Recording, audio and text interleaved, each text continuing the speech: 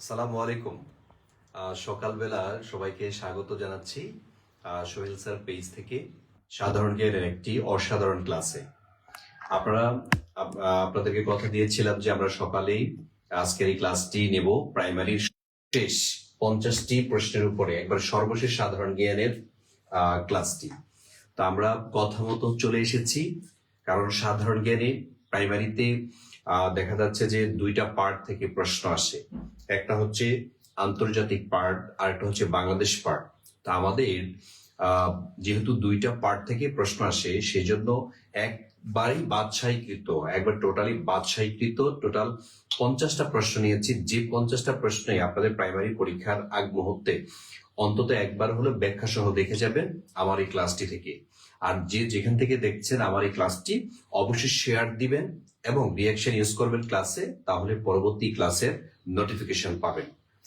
তো একটু দ্রুত ঝটপট আপনারা হচ্ছে শেয়ার করে দিতে হবে, ক্লাসটি দ্রুত শেয়ার করে দিতে হবে।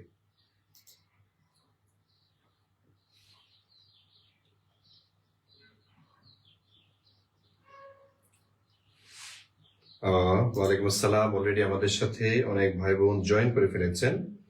তা আমিও শেয়ার করে দিচ্ছি আপনারা যারা আমার সাথে যুক্ত হয়েছেন তারা একটু দ্রুতই শেয়ার করে দিতে হবে।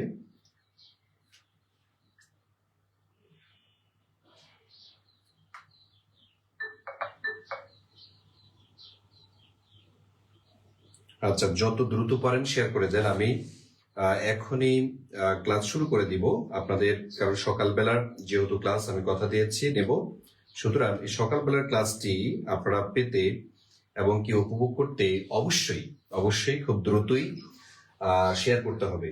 যে আমাদের সাথে বাবু জয়েন করেছেন, তারপর আনোয়ারুল ইসলাম, ওয়ালাইকুম আসসালাম, জান্নাতুল আক্তার জয়েন করেছেন। কে কোথা থেকে দেখছেন জানিয়ে দেন। নুরুল আক্তার, তারপরে হচ্ছে জান্নাত আক্তার, আব্দুল কাদির, তারপরে আমাদের সাথে রূপম সরকার জয়েন করেছেন, তারপরে হচ্ছে রেখা আপু জয়েন করেছেন, SH শাহ জয়েন করেছেন, গুড মর্নিং। তারপরে আজমিরি আজু জয়েন করেছেন, তারপরে আল ইমরান জয়েন করেছেন। Thank you so much. যারা আমার ক্লাসটিতে জয়েন করেছেন সবাইকে স্বাগত জানাচ্ছি। তবে আমি সবাইকে একটা রিকোয়েস্ট করব, আজকের ক্লাসটি হচ্ছে এমন একটি ক্লাস যে ক্লাসটা হচ্ছে একটা ঐতিহাসিক ক্লাস হিসেবে থাকবে আপনার জীবনে। কারণ সাধারণ জ্ঞানে আমি এই সারা বছর যা পড়িয়েছি, আজকের ক্লাসটি হচ্ছে আমার সর্বশেষ এবং সবচেয়ে গুরুত্বপূর্ণ এবং একটা জিস্ট ক্লাস, যে ক্লাসের মধ্যে আপনি প্রাথমিক বিদ্যালয়ে যে পরীক্ষা দিবেন এই সম্পর্কীয় প্রশ্ন, শিক্ষা সম্পর্কীয় প্রশ্ন, তারপরে হলো আপনার সংস্থা সদর দপ্তর, এই বিষয়গুলো আপনার একবারে একটা ক্লাসের মধ্যে আমি নিয়ে এসেছি। আমি আমার ক্লাসটি একটানা আমি চালাবো। যারা আমার সাথে জয়েন করেছেন সর্বোচ্চ শেয়ার চাই আপনাদের কাছে, এই একটা রিকোয়েস্ট, আমার ক্লাসটি সর্বোচ্চ শেয়ার করবেন। আমি আর দেরি না করে আমি আমার ক্লাসে চলে গেলাম। হ্যাঁ, আপনাদের উপরে দায়িত্ব দিয়ে দিলাম, আপনারা হচ্ছে শেয়ার করে দিবেন। জি, বিসমিল্লাহির রহমানির রহিম। আমি প্রথমে যে প্রশ্নটা নিয়ে আলোচনা করব সেটা হচ্ছে, দেখেন, বাংলাদেশের প্রাথমিক শিক্ষা আইন জারি হয় কোন সালে? এটা খুব গুরুত্বপূর্ণ। প্রাথমিক শিক্ষা আইন জারি করা হয়েছিল, আমাদের দেশ স্বাধীন হয়েছিল 1971 সালে 16 ডিসেম্বরে। আর দেশের সংবিধান হয়েছিল কবে? 1973 সালে। দেশের নির্বাচন হয়েছিল কবে? সংবিধান হয়েছিল 1972 সালে, নির্বাচন হয়েছিল 1973 সালে। নির্বাচিত সরকার এসে পরবর্তীতে 1974 সালে এই প্রাথমিক শিক্ষা আইন জারি করা হয়। তাইলে বলেন তো এখানে আসলে সঠিক অ্যান্সার কোনটা হবে? হ্যাঁ, তাইলে মুক্তিযুদ্ধের পরে, অর্থাৎ আমরা স্বাধীনতা অর্জন করি, তাই না? স্বাধীনতা অর্জন করি। আর 72 সালে হচ্ছে আমাদের কি হয়েছিল? সংবিধান। এই যে সংবিধান তৈরি হয়েছিল, ঠিক আছে। তারপরে 1973 সালে হয় প্রথম সংসদ নির্বাচন। তাহলে প্রথম সংসদ নির্বাচনটা হয়েছিল কবে? 1973 সালের 7 মার্চে। আর 1974 সালে হচ্ছে এই প্রাথমিক শিক্ষা আইন জারি করা হয়েছিল। ঠিক আছে, তাইলে আপনারা যারা 1974 দিয়েছেন তাদেরটা হয়েছে। তাহলে প্রাথমিক শিক্ষা আইন জারি করা হয়েছিল 1974 সালে। এটাই হচ্ছে সত্য, এটাই হচ্ছে মানে মূল কথা। তারপরে আমরা যাব হচ্ছে 2 নম্বর প্রশ্নে আমরা যাব। এটা যদি আপনাদের হয়ে থাকে, 2 নম্বর প্রশ্নে আমরা দেখব বাংলাদেশের শিক্ষা দিবস কোনটি। এটা শিক্ষা সম্পর্কে একটি প্রশ্ন। বাংলাদেশের শিক্ষা দিবস কোনটি? 5 অক্টোবর নাকি 19 জানুয়ারি নাকি 17 সেপ্টেম্বর নাকি কোনোটি নয়? তবে কোনোটি নয় এটা তো হবে না, কারণ এখানে 3টার মধ্যেই একটা উত্তর আছে। তবে এর মধ্যে আমি একটু বলে রাখি, এই যে 5 অক্টোবর, এই 5 অক্টোবর কি? 5 অক্টোবর হচ্ছে আন্তর্জাতিক শিক্ষক দিবস। মনে রাখবেন, যদি বলা হয় যে শিক্ষক দিবস কোনটি, তখন হবে 5 অক্টোবরে। আর যদি বলা হয় জাতীয় শিক্ষক দিবস কোনটি, তখন হবে 19 জানুয়ারি। তাহলে জাতীয় শিক্ষক দিবস, তাহলে জাতীয় শিক্ষক দিবস কোনটি? সেটা হচ্ছে 19 জানুয়ারি। কিন্তু যখন বলা হবে শিক্ষা দিবস কোনটি, তখন হবে 17 সেপ্টেম্বর। ঠিক আছে, তাইলে শিক্ষা দিবস মনে রাখবেন, এটা কিন্তু শিক্ষা দিবস, এটা হলো শিক্ষা দিবস। ঠিক আছে, তাহলে শিক্ষা দিবস কোনটি? সেটা হবে 17 সেপ্টেম্বর। আর যদি বলা হয় যে শিক্ষক দিবস কোনটি, তখন হবে জাতীয় নাকি আন্তর্জাতিক। এটা আন্তর্জাতিক না লিখলেও আপনাকে বুঝে নিতে হবে এটা হচ্ছে আন্তর্জাতিক শিক্ষক দিবসের কথাই বলছে। আর যখন আপনার জাতীয় বলবে তখন বুঝতে হবে এটা হচ্ছে বাংলাদেশের শিক্ষা দিবসের কথাই বলছে। তাহলে দুইটাই হচ্ছে গুরুত্বপূর্ণ এখানে। এছাড়া মনে রাখবেন আমাদের সংবিধানের 17 নং অনুচ্ছেদ আছে। এটি 17 নং অনুচ্ছেদ, 17 নং অনুচ্ছেদের মধ্যে কি আছে? এখানে কথা আছে অবৈতনিক শিক্ষা। তাইলে এই যে অবৈতনিক শিক্ষা, এই অবৈতনিক শিক্ষার কথা আছে আমাদের সংবিধানের 17 নং অনুচ্ছেদে। ঠিক আছে, পরীক্ষার মধ্যে প্রায় প্রশ্ন আসে যে শিক্ষার অধিকারের সংবিধানের কত নং অনুচ্ছেদে? তাহলে সেটা হচ্ছে 17 নং অনুচ্ছেদে। আমাদের শিক্ষা দিবস কোনটি? সেটা হচ্ছে 17 সেপ্টেম্বর। ঠিক আছে, তাহলে দেখেন 17 আর 17 মিলে গেছে। তারপরে মনে রাখবেন শিক্ষা আন্দোলন হয় কবে? মনে রাখতে হবে শিক্ষা আন্দোলন যদি বলা হয়, শিক্ষা আন্দোলন হয়েছিল 1962 সালে। 1962 সালে বাংলাদেশের শিক্ষা আন্দোলন হয়েছিল পাকিস্তানের বিরুদ্ধে। তো এই যে দিবসগুলো প্রায় পরীক্ষাতে আসে, এই জন্য আপনাকে দিবসগুলো ভালো করে শিখতে হবে, দিবসগুলো অনেক ভালো করেই শিখতে হবে। সাউন্ড কি ঠিক আছে? দেখেন সাউন্ড কি ঠিক আছে এখন? তাইলে আমরা কি দেখলাম? আমরা অনেকগুলি ইনফরমেশন এই 2 নম্বর প্রশ্নের মধ্যে আমরা পেয়ে গেছি। আর যারা শেষে জয়েন করেছেন, ক্লাসটি শেয়ার না করে থাকবেন না প্লিজ, ক্লাসটা শেয়ার করতে হবে। যেহেতু একবার সকালে আল্লাহ বরকত নাজিল করে, সকালবেলা সবকিছু বরকত। আপনি অল্প একটু পড়বেন আর আপনি অন্য একটা সময় দেখা যাচ্ছে 1 ঘন্টা পরেও এই পড়াটা আদায় করতে পারবেন না। সুতরাং সকালবেলা কাজ করতে বলেছে, ঘুমাতে নিষেধ করেছে। ইসলাম ধর্মের মধ্যে সকালবেলা ঘুমাতে নিষেধ করেছে। আর আমরা কি করি? রাত্রে কাজ করি, সকালবেলাটা হচ্ছে ঘুমাই। এটা হচ্ছে বরকতের সময়। কিন্তু আপনি যারা প্রাইমারি পরীক্ষা দিবেন, আপনার জন্য ঘুম নিষেধ। আপাতত প্রাইমারি পরীক্ষা পর্যন্ত ঘুমাতে পারবেন না, সোজা কথা। শরীর যতই ব্যাকিয়ে যাক আপনি ঘুমাবেন না, সোজা কথা। যে শেয়ারটা লিখেছেন আনিকা আক্তার আপু, থ্যাংক ইউ সো মাচ। জয় আপু, আপনাকেও ধন্যবাদ। এই সকাল যে আমরা ক্লাস নিচ্ছি, মানুষ মানে এই সময়তে ঘুমাচ্ছে, কিন্তু আপনি কষ্ট করছেন, আপনি হচ্ছে টেবিলের মধ্যে আছেন। এটা এই জন্য আপনার জন্য আশীর্বাদ করছি আমি। তাহলে আরো কিছু দিবস আমরা একটু শিখে নিই, আরো কিছু দিবস আপনাদেরকে পারতে হবে। যেমন আমাদের শিখতে হবে পতাকা দিবস। ঠিক আছে, জাতীয় পতাকা দিবস কোনটি? তাহলে জাতীয় পতাকা দিবস যদি বলা হয় তখন হবে 2 মার্চ। ঠিক আছে, জাতীয় পতাকা দিবস হচ্ছে 2 মার্চ। আর যদি বলা হয় জনসংখ্যা দিবস কোনটি? মনে রাখবেন জনসংখ্যা দিবস, তাহলে জনসংখ্যা দিবস হবে 11 জুলাই। বাট মনে রাখতে হবে জাতীয় জনসংখ্যা দিবস যদি বলা হয়, জাতীয় জনসংখ্যা দিবস যদি বলা হয় তখন হবে 2 ফেব্রুয়ারি। তাইলে 2 ফেব্রুয়ারি, জাতীয় জনসংখ্যা দিবস এটা হচ্ছে 2 ফেব্রুয়ারি, আর জনসংখ্যা দিবস এটা হচ্ছে 11 জুলাই। তাইলে এই যে দিবসগুলো একটু মনে রাখতে হবে।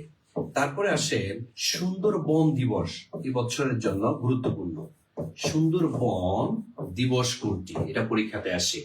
এটা হচ্ছে 14 ফেব্রুয়ারি। ঠিক আছে, 14 ফেব্রুয়ারি এটা হলো সুন্দরবন দিবস। ঠিক আছে, বুঝতে পেরেছেন? তাইলে আচ্ছা, যদি এতটুকু হয়ে থাকে আপনারা লিখতে হবে আলহামদুলিল্লাহ, ডান।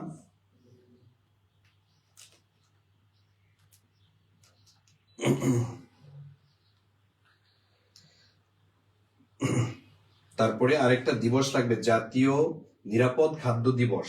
জাতীয় নিরাপদ খাদ্য দিবস এটাও লাগবে এবছরের জন্য, এগুলো খুব আলোচিত। জাতীয় নিরাপদ খাদ্য দিবস কবে? জাতীয় নিরাপদ খাদ্য দিবস আপনি জানেন? জাতীয় নিরাপদ খাদ্য দিবস কিন্তু এই 2 ফেব্রুয়ারিতেই, 2 ফেব্রুয়ারি। ঠিক আছে, আমি কয়েকটা দিবস আপনাকে দিয়ে দেই, এই দিবসগুলো থেকে আশা করি একটা থাকবে। তারপরে হচ্ছে আপনার যদি থাকে পাট দিবস কোনটি, যেমন জাতীয় পাট দিবস। হ্যাঁ, তাহলে জাতীয় পাট দিবস, সব পড়তে হবে না দিবস, সব পড়ে আপনি পারবেনও না, কাজও হবে না। ঠিক আছে, জাতীয় পাট দিবস যদি বলে তখন হবে 6 মার্চ। ঠিক আছে, 6 মার্চ। আরেকটা জিনিস আপনি মনে রাখবেন, এই বছরের জন্য সবচেয়ে আলোচিত জাতীয় ভোটার দিবস, এটা খুবই গুরুত্বপূর্ণ। জাতীয় ভোটার দিবস, যেহেতু নির্বাচনের বছর, তাই এখান থেকে প্রশ্ন আসতে পারে। জাতীয় ভোটার দিবস 2রা মার্চ। জাতীয় ভোটার দিবস হলো 2রা মার্চ। ঠিক আছে, তারপরে আমাদের স্বাধীনতা দিবস অথবা আমাদের জাতীয় দিবস কোনটি? জাতীয় দিবস যদি বলা হয় মনে রাখতে হবে জাতীয় দিবস হচ্ছে 26শে মার্চ।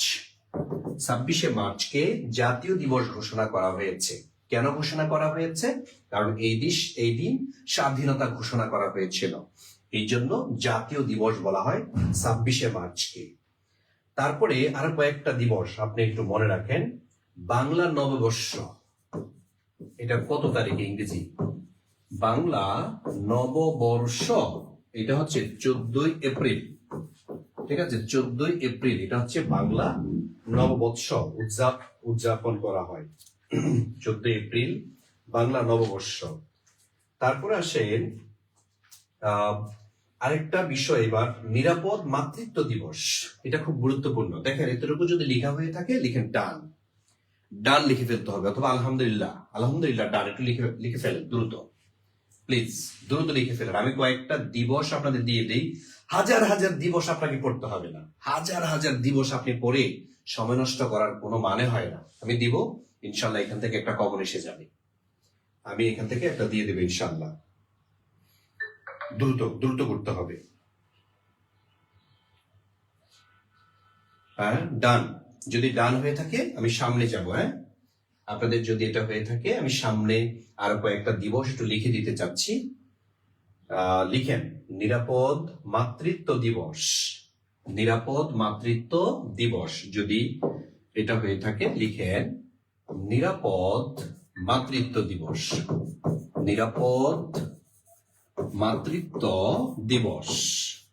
এই যে নিরাপদ মাতৃত্ব দিবস, এটা কবে? এটা হচ্ছে 28 মে। এই 28 মে এটা হচ্ছে নিরাপদ মাতৃত্ব দিবস, এটা আপনাকে শিখতে হবে। আরেকটা শিখবেন, সেটা হচ্ছে মে দিবস। মে দিবসের আরেক নাম হলো শ্রমিক দিবস। ঠিক আছে, শ্রমিক দিবস। এই শ্রমিক দিবস কবে? 1 মে। ঠিক আছে, 1 মে। ওই যে 1886 সালের ঘটনা, মনে আছে কিনা ঘটনাটা কোনটা? ঘটনা হচ্ছে 1886 সালে যুক্তরাষ্ট্রের শিকাগো শহরে অনেক শ্রমিককে হত্যা করেছিল।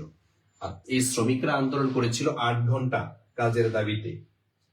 তারপরে এই বছর সবচেয়ে আলোচিত হচ্ছে বিশ্ব পরিবেশ দিবস। আমি যেগুলো দিচ্ছি এগুলো একটু মনে রাখেন, আশা করি যে এখান থেকে একটা চলে আসবে। বিশ্ব পরিবেশ দিবস যদি বলা হয়, এটা হবে 5 জুন। 5 জুন এটা হচ্ছে বিশ্ব পরিবেশ দিবস। ক্লাসটি যারা শেয়ার করেননি প্লিজ শেয়ার করে দিবেন। বিশ্ব পরিবেশ দিবস এটা হচ্ছে 5 জুন। তারপরে আরেকটা জিনিস, সেটা হচ্ছে যদি বলা হয় যে আন্তর্জাতিক সাক্ষরতা দিবস কবে, মনে রাখবেন আন্তর্জাতিক সাক্ষরতা দিবস, এটা লাগবে আপনাদের। ঠিক আছে, আন্তর্জাতিক সাক্ষরতা দিবস হচ্ছে 8 সেপ্টেম্বর। দেখছেন সেপ্টেম্বর মাসটা কিন্তু ওই যে পড়াশোনার সাথে যায়। হ্যাঁ, এই যে 17 সেপ্টেম্বর শিক্ষা দিবস, আর 8 সেপ্টেম্বর কি দিবস? আন্তর্জাতিক সাক্ষরতা দিবস। তারপরে আপনাদের যদি বলা হয় যে জাতিসংঘ দিবস কোনটি? জাতিসংঘ দিবস, একবার পরীক্ষাতে আসছিল এটা অনেকে পারে না কিন্তু। তাহলে জাতিসংঘ দিবস, জাতিসংঘ দিবস হচ্ছে 20 অক্টোবর। ঠিক আছে, 20 অক্টোবর এটা হচ্ছে জাতিসংঘ দিবস। 20 অক্টোবর জাতিসংঘ দিবস। তারপরে নিরাপদ সড়ক দিবস, জাতীয় নিরাপদ সড়ক দিবস, এটা লাগবে আপনাদের। নিরাপদ সড়ক দিবস, জাতীয় নিরাপদ সড়ক দিবস। আচ্ছা লিখেন 22 অক্টোবর, এটা হবে 22 অক্টোবর জাতীয় নিরাপদ সড়ক দিবস, এটা হচ্ছে 22 অক্টোবর। এই তো কিছু বিষয় আছে, আপনাদেরকে এগুলো ভালো করে শিখতে হবে। জাতীয় যুব দিবস আসে বর্তমানে, এই যে জাতীয় যুব দিবস লেখেন 1 অক্টোবর। জাতীয় যুব দিবস 1 নভেম্বরে, 1 নভেম্বর। তাহলে 1 নভেম্বর এটা হচ্ছে জাতীয় যুব দিবস। যুব দিবস, যেহেতু আপনারা সবাই যুবক, সুতরাং আপনাদের এখান থেকে এটা খুব গুরুত্বপূর্ণ। এই যে এটা খুব গুরুত্বপূর্ণ, তারপর যে জাতিসংঘ দিবস গুরুত্বপূর্ণ, সাক্ষরতা দিবস গুরুত্বপূর্ণ, তার মানে প্রত্যেকটাই হচ্ছে গুরুত্বপূর্ণ। এখান থেকে 100% আপনি আশা করি যে একটা পেয়ে যাবেন, ইনশাল্লাহ একটা পেয়ে যাবেন, ইনশাল্লাহ একটা পেয়ে যাবেন যদি গুরুত্ব সহকারে নেন। আচ্ছা, তারপরে আপনাদের একটা আসে বিশ্ব এইডস দিবস কবে? ঠিক আছে, বিশ্ব এইডস দিবস, বিশ্ব এইডস দিবস, এটা পরীক্ষাতে আসে। বিশ্ব এইডস দিবস হচ্ছে 1 ডিসেম্বর। ঠিক আছে, বিশ্ব এইডস দিবস এটা হচ্ছে 1 ডিসেম্বর, এটা পরীক্ষাতে আসে। ঠিক আছে, বিশ্ব এইডস দিবস। বিশ্ব মানবাধিকার দিবস লাগবে, বিশ্ব মানবাধিকার দিবস। প্লিজ ক্লাসটা শেয়ার করেন, আর যাদের লেখা হয়েছে ডান লিখবেন, আলহামদুলিল্লাহ লিখেন, আলহামদুলিল্লাহ লিখেন, কারণ এগুলো একবার হলো দেখে যাবেন। এগুলো দেখা ব্যতীত পরীক্ষার হলে যাওয়াটা ভুল হবে আপনার। এগুলো দেখা ব্যতীত পরীক্ষার হলে যাবেন না। হ্যাঁ, দ্রুত স্ক্রিনশট নিয়ে ফেলেন, স্ক্রিনশট নিয়ে ফেলেন আপনারা এগুলো। ঠিক আছে, আর যারা যারা পিডিএফ চান অবশ্যই ক্লাসটা শেয়ার করেন। আপনি মিনিমাম 10টা শেয়ার করতে হবে, তাহলে আপনাদেরকে পিডিএফ দিব আজকের এই ক্লাসের। এটার পিডিএফ দিয়ে দেব আমি, আপনাদের সবাইকে আমি পিডিএফ দিয়ে দিব ইনশাআল্লাহ। আচ্ছা, একটু দ্রুত কমেন্ট লিখতে হবে। জি আলহামদুলিল্লাহ হয়েছে 10টা। Thank you so much. Anwar Islam অনেকগুলো শেয়ার করেছেন, শিমু আপু এই মাত্র জয়েন করেছেন। ওকে ফাইন, তাহলে আমরা একটু দ্রুত লিখতে হবে, একটু দ্রুত লিখতে হবে। বিশ্ব মানবাধিকার দিবস আমরা এখন শিখবো। বিশ্ব মানবাধিকার দিবস, বিশ্ব মানবাধিকার দিবস, এটা খুব গুরুত্বপূর্ণ। সেটা হচ্ছে 10 ডিসেম্বর। ঠিক আছে, 10 ডিসেম্বর বিশ্ব মানবাধিকার দিবস, এটা হচ্ছে 10 ডিসেম্বর।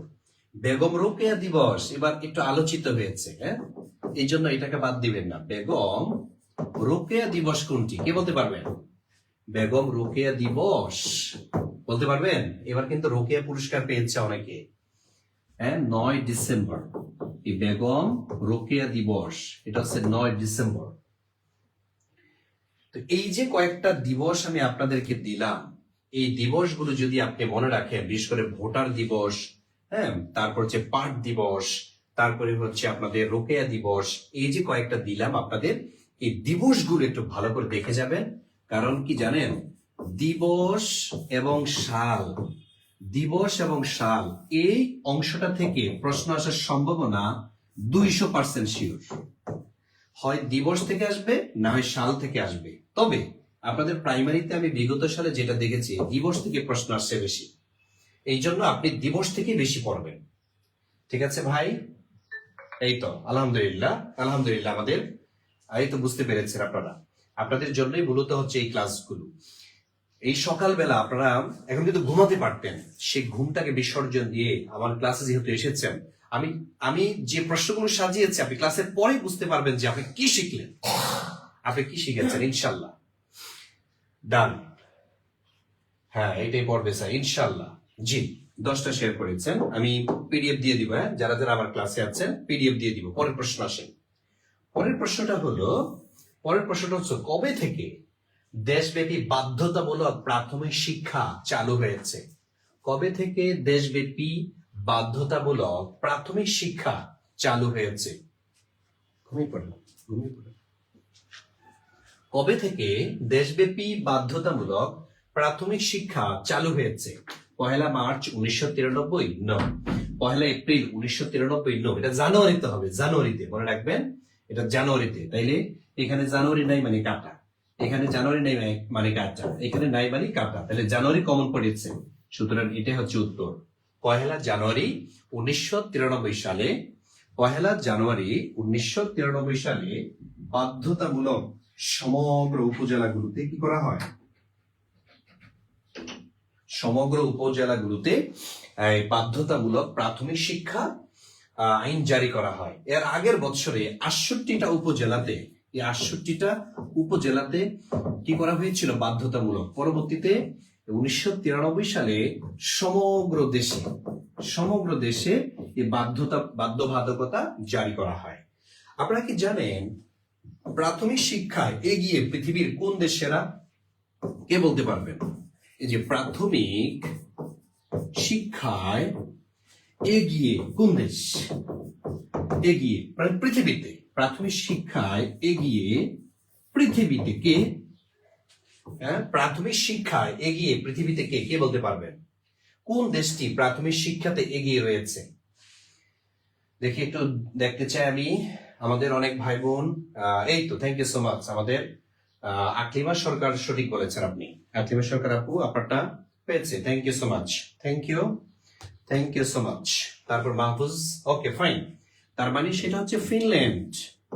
এই সেই ফিনল্যান্ড। এই ফিনল্যান্ড হচ্ছে প্রাথমিক শিক্ষার দিক থেকে সারা পৃথিবীতে এগিয়ে, সারা পৃথিবীতে এগিয়ে রয়েছে কে? এই হচ্ছে ফিনল্যান্ড। ফিনল্যান্ড হচ্ছে প্রাথমিক শিক্ষার দিক থেকে সারা পৃথিবীতে সেরা। ফিনল্যান্ড হলো প্রাথমিক শিক্ষার দিক থেকে সারা পৃথিবীতে 1 নম্বরে রয়েছে। ঠিক আছে, আর আমরা অনেক পিছনে আছি। আমরা প্রায় 70-এর পরে আছি আমরা। এই তো অনেকে, আলহামদুলিল্লাহ। শিরিন জামান অ্যান্সার করেছেন, বৃষ্টি সরকার অ্যান্সার করেছেন, তারপর নিশা আপু অ্যান্সার করেছেন। ওকে ফাইন, আলহামদুলিল্লাহ। আসেন আমরা পরে যাই। তাহলে পরের প্রশ্নতে আমরা গেলাম। এবার আসেন এই প্রশ্নটা, জাতীয় প্রাথমিক শিক্ষা সপ্তাহ কত সালে প্রবর্তন করা হয়? কে বলতে পারবেন? জাতীয় প্রাথমিক শিক্ষা সপ্তাহ কত সালে প্রবর্তন করা হয়? জাতীয় প্রাথমিক শিক্ষা সপ্তাহ, দেখেন এটা 20 সালেও এসেছে। এই প্রাথমিকের সাথে জড়িত যতগুলো প্রশ্ন আছে সব পড়ে ফেলতে হবে। ইভেন আমি আরেকটা ঘোষণা দিয়ে দিই, সেটা হচ্ছে আমার পেজের মধ্যে আপনারা আপডেট পেয়ে যাবেন। সাম্প্রতিকের উপরে কারা কারা ক্লাস চান বলেন? সাম্প্রতিকের উপরে কি একটা ক্লাস দরকার আছে কিনা, নাকি যে ভাইয়া ক্লাস আর দরকার নেই? যদি সাম্প্রতিকের উপরে ক্লাস চান আপনারা জানাতে হবে। আমি প্রয়োজনে আপনাদেরকে পরীক্ষার আগে সাম্প্রতিকের উপর একটা ক্লাস নিয়ে দিব ইনশাল্লাহ। ঠিক আছে?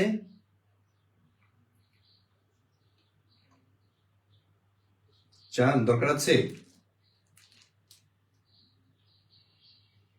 গুড। জি ভাই, নিব।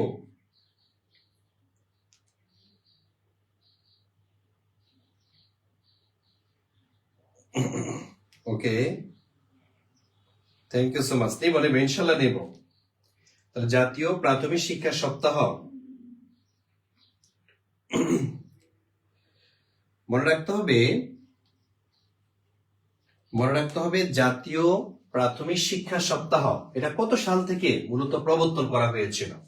ঠিক আছে, এটা হচ্ছে 2011 সাল থেকে। ইয়েস, তবে নির্দিষ্ট কোনো তারিখ থেকে হয় না। ঠিক আছে, নির্দিষ্ট কোনো তারিখ থেকে হয় না। যেমন আমাদের 2024 সালে শুরু হয়েছিল 27 জুন থেকে 25 সালের 10 মে পর্যন্ত হয়েছিল। তাহলে 27 জুন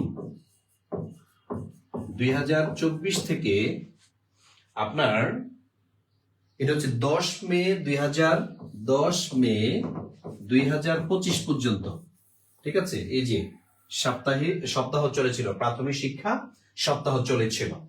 তাইলে 27 জুন 2024 থেকে 10 মে 2025 পর্যন্ত, মানে তারিখটা নির্ধারিত নয়, প্রতি বছরে হয় কিন্তু তারিখ নির্ধারণ না।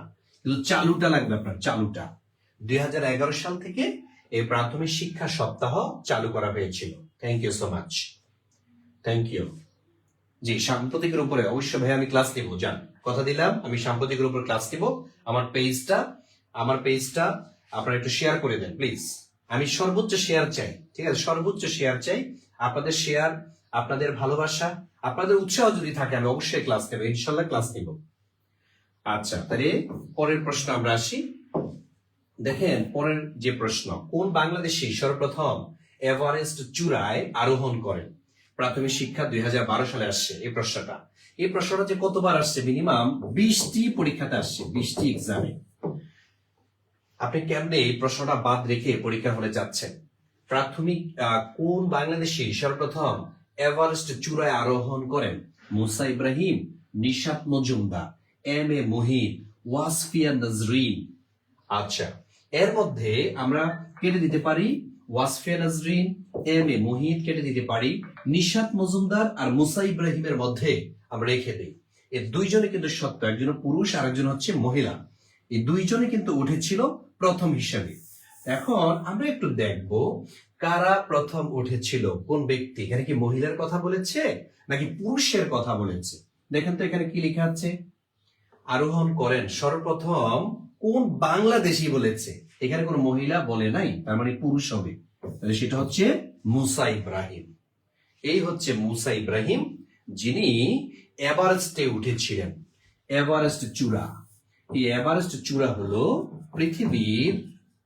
পৃথিবীর সর্বোচ্চ চূড়া। ঠিক আছে, সর্বোচ্চ চূড়া। পৃথিবীর সর্বোচ্চ চূড়া কোনটি? সেটা হচ্ছে এভারেস্ট শৃঙ্গ। আর যদি বলা হয় বাংলাদেশের সর্বোচ্চ শৃঙ্গ বা সর্বোচ্চ চূড়া কোনটি, বলেন দেখি, অ্যান্সার করেন। বাংলাদেশের সর্বোচ্চ চূড়া কোনটি, অথবা বাংলাদেশের সর্বোচ্চ শৃঙ্গ কোনটি? এটা অ্যান্সার করতে পারবেন? এত সকালে ক্লাস, জি মৌসুমী আপু, এত সকালে ক্লাস করছি আপনাদের জন্য, শুধু দোয়া করবেন, ঠিক আছে, শুধু আপনাদের জন্যই। আমি তো ঘুমাতাম, কিন্তু যখন শুনলাম যে আপনাদের পরীক্ষার ডেট আর চেঞ্জ করবে না, নির্দিষ্ট ডেটেই হবে, 2 জানুয়ারিতে আপনাদের পরীক্ষা হবে, তখন আর ঘুমিয়ে থাকতে পারলাম না। ঠিক আছে, আপনাদের অনেক রিকোয়েস্ট এসেছে যে ভাই আমি কি করব, আমার হচ্ছে ক্লাস, পড়াশোনা ব্যতীত কোনো সফলতা আসে না, সেজন্য আমি ক্লাসে চলে আসলাম।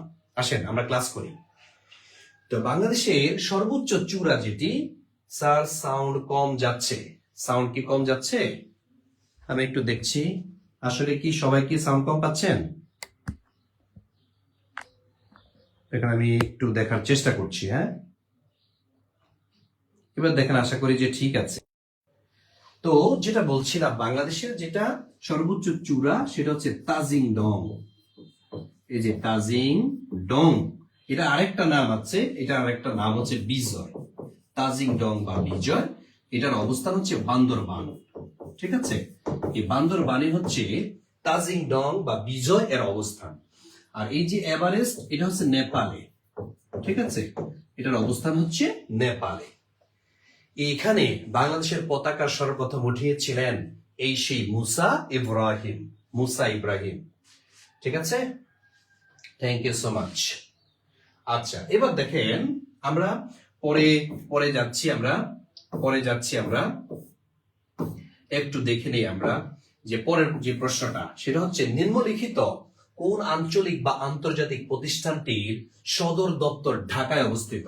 আচ্ছা, নিচের কোন আঞ্চলিক বা আন্তর্জাতিক প্রতিষ্ঠানটির সদর দপ্তর ঢাকায় অবস্থিত? আচ্ছা, এটার সদর দপ্তর কোথায়? এটা কি এপেক এর সদর দপ্তর? না, এপেক এর সদর দপ্তর ঢাকায় না। ADB, Asian Development Bank? No. তারপর সার্ক? না, সার্ক এটা হচ্ছে কাঠমান্ডুতে।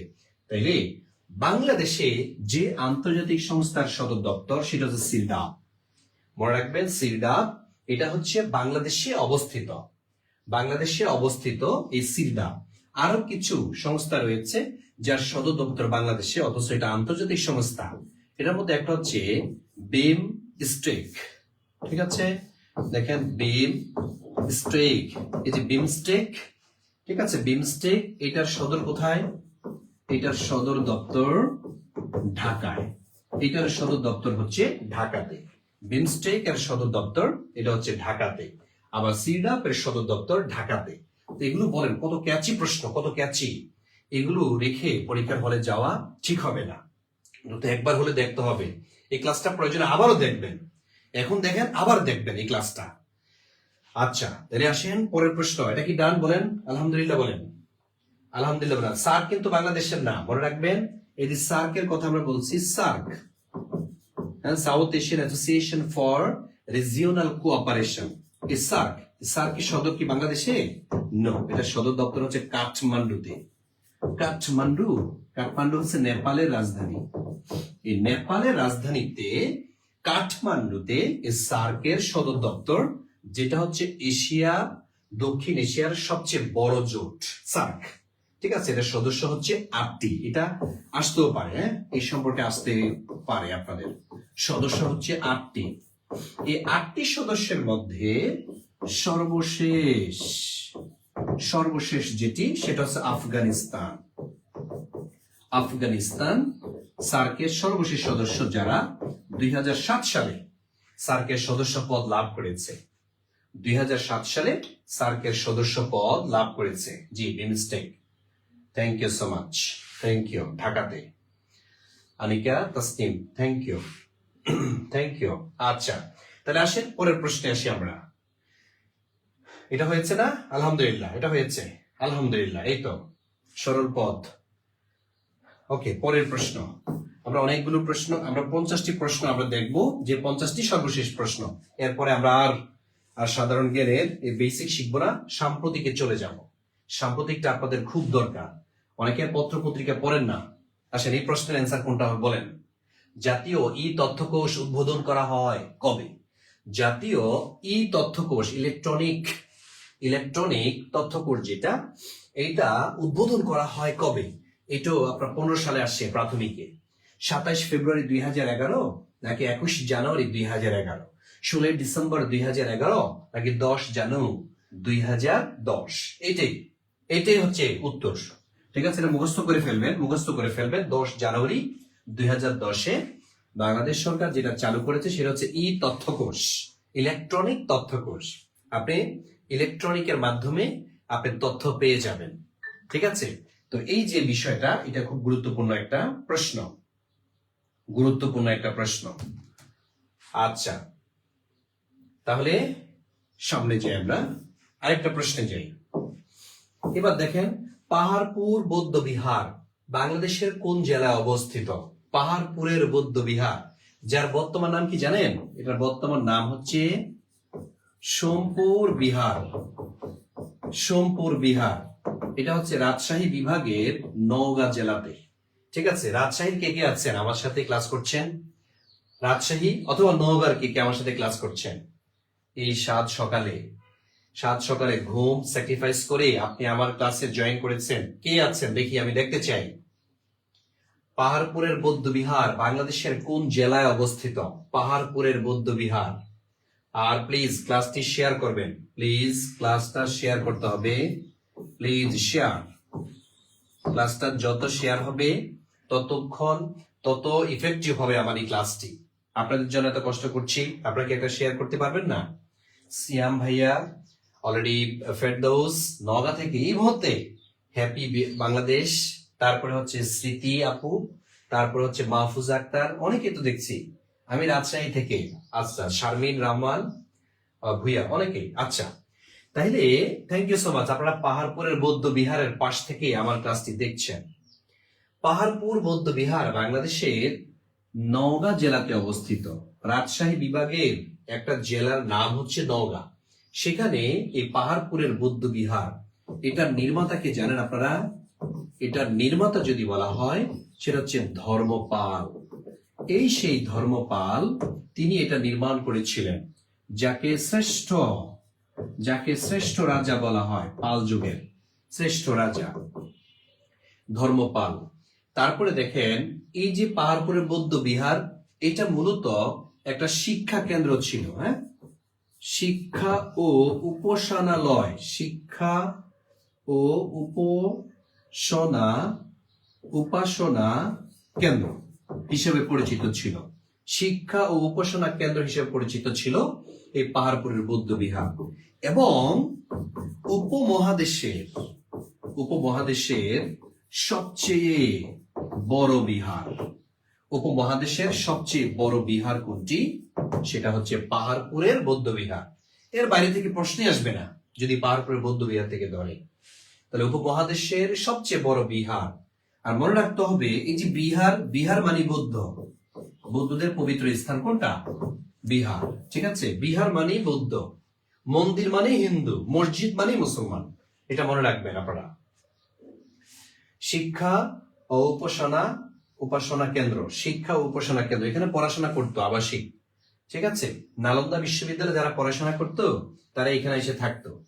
ওই যে নালন্দা বিশ্ববিদ্যালয় ভারতে, সে নালন্দা বিশ্ববিদ্যালয় সেটাও আবাসিক, আবার এই পাহাড়পুরে বৌদ্ধ বিহারে এসেও বৌদ্ধরা থাকতো।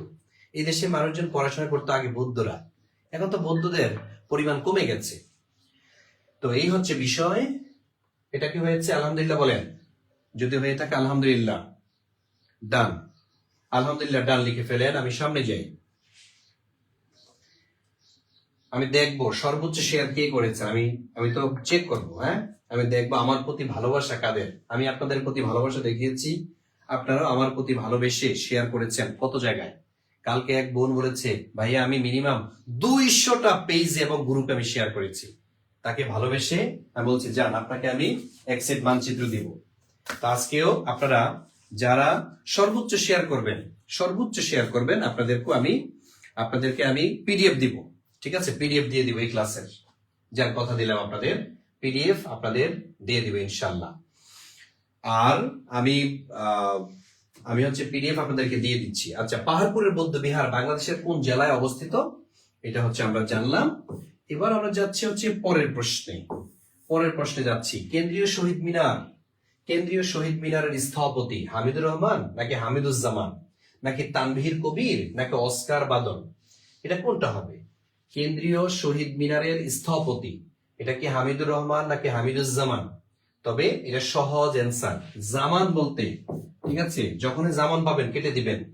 ঠিক আছে, জামান পাইলে কেটে দিবেন। তাহলে কোনটা হবে বলেন? হ্যাঁ, এটা লাইভ ক্লাস। আঞ্জু আরা খাতুন, এটা হচ্ছে লাইভ ক্লাস। তাইলে বলেন, কেন্দ্রীয় শহীদ মিনারের স্থপতি আমাদের হামিদুর রহমান। কেন্দ্রীয় শহীদ মিনারের স্থপতি হামিদুর রহমান। এই শহীদ মিনার উদ্বোধন করেছিলেন কে জানেন? এটার উদ্বোধন করেন হাসিনা বেগম। এই হাসিনা বেগমটা কে? শেখ হাসিনা না, কিন্তু এটা হচ্ছে বরকতের মা। ওই যে ঢাকা বিশ্ববিদ্যালয়ের একমাত্র ভাষা শহীদ, হ্যাঁ, আবুল বরকত, তার মা হচ্ছে হাসিনা বেগম, যিনি এই কেন্দ্রীয় শহীদ মিনার উদ্বোধন করেছিলেন। কেন্দ্রীয় শহীদ মিনার যেটা হচ্ছে ভাষা আন্দোলনের সাথে জড়িত। ঠিক আছে, ভাষা আন্দোলনের স্মৃতি বহন করে। তাহলে ভাষা আন্দোলনের স্মৃতি বহন করে কোনটি? স্মৃতি বহন করে এটা হচ্ছে কেন্দ্রীয় শহীদ মিনার। সতর্ক হচ্ছে জাতীয় স্মৃতিসৌধ। যখন বলা হবে জাতীয় স্মৃতিসৌধ, এই জাতীয় স্মৃতিসৌধ মনে রাখতে হবে 7টি ঘটনার স্মৃতি বহন করে। ঠিক আছে, 7টি ঘটনার স্মৃতি বহন করে, যেটা হচ্ছে সাভারে অবস্থিত, তাই না? সাভারে অবস্থিত। তাহলে কেন্দ্রীয় শহীদ মিনারটা এটা হচ্ছে ঢাকায়, ঢাকা মেডিকেলের পাশে। আর জাতীয় স্মৃতিসৌধ যেটা, সেটা হচ্ছে কোথায়? সাভারে, ঢাকার সাভারে অবস্থিত। 7টি ঘটনার স্মৃতি বহন করে। 1952 সাল, 1954 সালে যুক্তফ্রন্ট নির্বাচন, 1966 সালে 6 দফা, তারপর হচ্ছে 1969 সালে গণ অভ্যুত্থান, 1971 সালে মুক্তিযুদ্ধ। এইভাবে 7টি ঘটনার স্মৃতি বহন করে জাতীয় স্মৃতিসৌধ। আর কেন্দ্রীয় শহীদ মিনার যেটা, সেটা হচ্ছে ভাষা আন্দোলনের স্মৃতি বহন করে। ভাষা আন্দোলনের স্মৃতি বহন করে। আরেকটা বিষয় একটু আপনাদেরকে বলে রাখি, যদি বলা হয় শহীদ দিবস কোনটি, কে বলতে পারবেন? শহীদ দিবস, হ্যাঁ বলতে পারবেন? শহীদ দিবস কোনটি?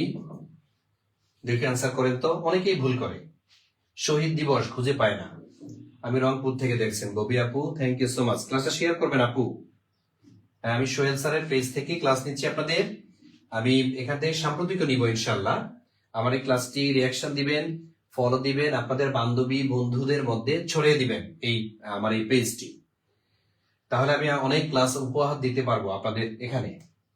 তাহলে দেখেন, শহীদ দিবস কোনটি দেখছেন?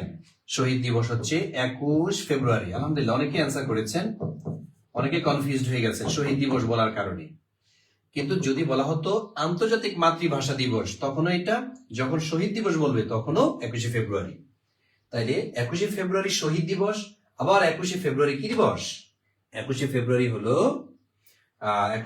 হচ্ছে ভাষা দিবস। দুটাই সত্য। আলহামদুলিল্লাহ, ডান। ঠিক আছে। এবার আসেন আমরা পরের প্রশ্নে যাই। পরের প্রশ্ন, আর একটু কথা বলে রাখি, সেটা হচ্ছে সাইদুল স্যারের পেজে আপনারা 18টি মডেল টেস্টে ভর্তি হতে পারবেন। 18টা মডেল টেস্ট দিতে পারবেন মাত্র 399 টাকা। আমি সাইদুল স্যারের সাথে কথা বলেছি, উনি বলেছে যদি কেউ আপনার ক্লাসেও 399 টাকা পাঠায়, তাইলে আমরা গ্রুপে অ্যাড করে দিব, আমাদেরকে মেসেজ দিবেন। এই নাম্বারে হোয়াটসঅ্যাপ আছে, এই 01767265758। 399 টাকা যদি আপনি পাঠান, আপনাকে গ্রুপে অ্যাড করে দেওয়া হবে। সেখানে আপনি মডেল টেস্ট দিতে পারবেন, প্রাইমারির জন্য মডেল টেস্ট। ঠিক আছে, প্রাইমারির জন্য মডেল টেস্ট দিতে পারবেন। আসেন পরের প্রশ্ন। এখন আসেন, বাংলাদেশের জাতীয় পতাকার ডিজাইনার কে? প্রাথমিক সহকারী শিক্ষক। এই প্রাথমিক সহকারী শিক্ষককে দেখেন 15 সালের প্রশ্ন এটা, তার 12 সালে আসছে, 11 সালে আসছে। হ্যাঁ, কতগুলা পরীক্ষাতে আসছে? 1 2 3 4, এখানে 4টা। তার মানে 4 বছর পরীক্ষাতে এই প্রশ্নটা এসেছে। বাংলাদেশের জাতীয় পতাকার ডিজাইনার কে? হ্যাঁ, জাতীয় পতাকা, আমাদের যে জাতীয় পতাকা, এটা ডিজাইনার কে? কে ডিজাইন করেছে? আপনারা কে বলতে পারবেন? হ্যাঁ, আলহামদুলিল্লাহ, চট্টগ্রাম থেকে দেখছি জামালপুরের ছাত্রী। মাই গড, চট্টগ্রাম থেকে দেখছেন জামালপুরের ছাত্রী জাহাঙ্গীর আলম ভাই। খ খ খ খ খ, থ্যাংক ইউ সো মাচ। আপনি ঠিক বলেছেন, কামরুল হাসান জাতীয় পতাকার ডিজাইনার। আমাদের জাতীয় পতাকার মাপ কত? এটা পরীক্ষাতে আসে। 10:5 না, নাকি 10:6? বলে তো, আমাদের জাতীয় পতাকার মাপ কত? 10:6। জাতীয় পতাকার মাপ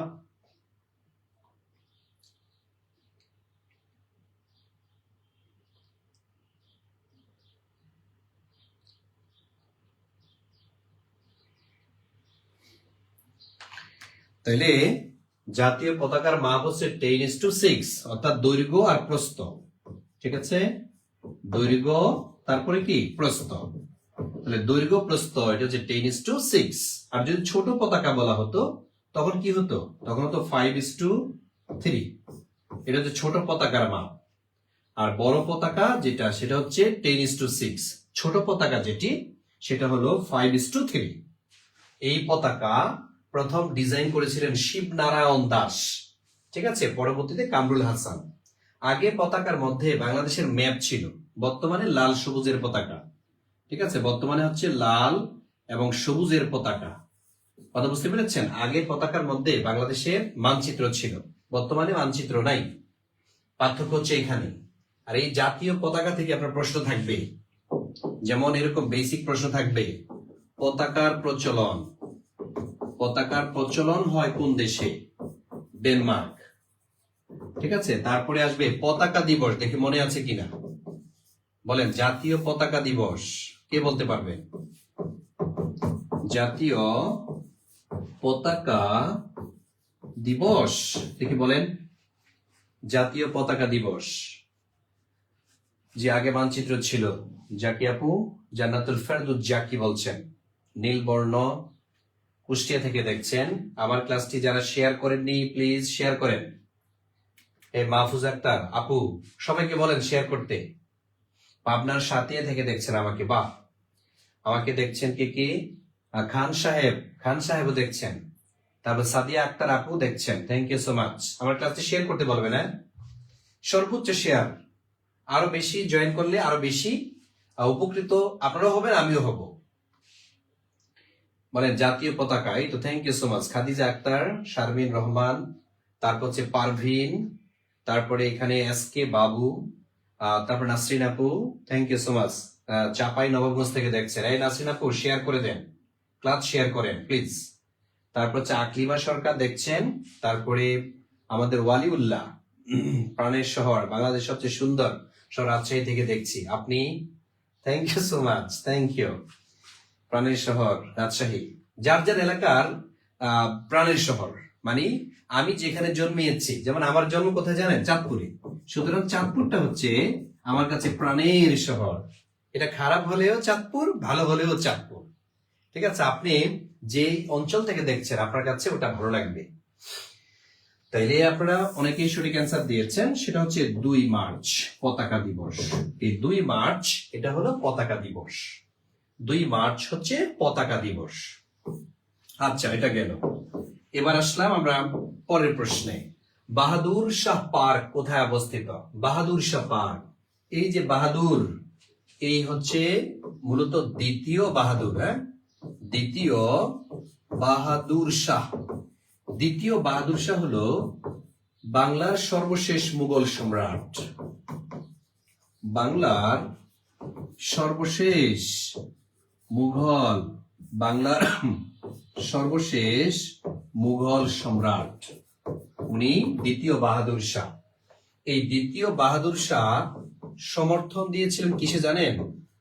সমর্থন দেন সিপাহী বিপ্লবকে। সিপাহী বিপ্লবকে 1857 সালে। কেন তিনি সিপাহী বিপ্লবকে সমর্থন দিয়েছিলেন?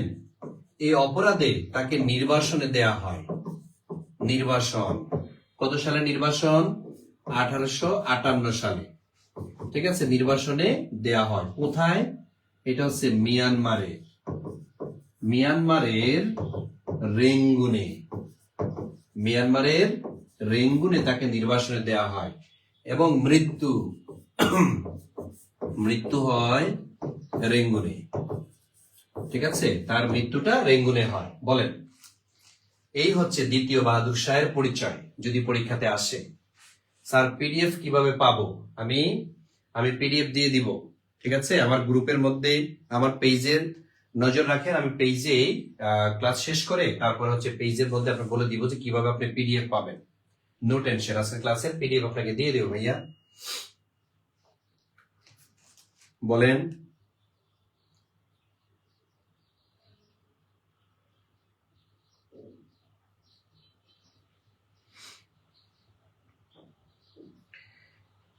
তাইলে তিনি মৃত্যুবরণ করেছিলেন কোথায়? রেঙ্গুনে। কত সালে? 1862 সালে। তাহলে 1862 সালে তিনি রেঙ্গুনে মৃত্যুবরণ করেছিলেন। রেঙ্গুনে মৃত্যুবরণ করেছিলেন। ঠিক আছে, তাহলে 1862 সালে তিনি মৃত্যুবরণ করেছিলেন। তাকে ক্ষমতা থেকে নামিয়ে দেয় 1857 সালে। ক্ষমতা থেকে নামিয়ে তাকে হচ্ছে নির্বাসনে দিয়ে দেন। নির্বাসন মানে নির্জন একটা জায়গাতে ছেড়ে দেয়। ওখানে গিয়ে হচ্ছে একা একা থাকতে হয়, ওখানে গিয়ে আপনার কোনো প্রকার সহায়তা কেউ করতে পারে না। এটাকে মূলত বলা হয় কি নির্বাসন। আচ্ছা, আমরা যেটা বললাম বাহাদুর শাহ পার্ক, এই বাহাদুর শাহ পার্ক কোথায় অবস্থিত? তাহলে সেটা হচ্ছে ঢাকাতে। ঠিক আছে, ঢাকাতে সদরঘাটে। এটা জগন্নাথ বিশ্ববিদ্যালয়ের সামনে, জবি, এই যে জবির সামনে, একবারে জবি গেটের সামনে এটা হচ্ছে বাহাদুর শাহ পার্ক, যেটা সিপাহী বিপ্লবের স্মৃতি বহন করে। পরীক্ষা আসবে সিপাহী বিপ্লবের স্মৃতি বহন করে কোনটি? সেটা হলো বাহাদুর শাহ পার্ক। সিপাহী বিপ্লবের স্মৃতি বহন করে বাহাদুর শাহ পার্ক। আচ্ছা, তারপরে 12 নম্বর প্রশ্নে আসি আমরা। 12 নম্বর প্রশ্নে আমরা একটু দেখে নেই, বাংলাদেশের প্রথম জাদুঘর কোনটি? বাংলাদেশের প্রথম জাদুঘর, এই প্রশ্নটা প্রায় আসে। বলেন, এটা অ্যান্সার করেন। বাংলাদেশের প্রথম জাদুঘর কোনটি?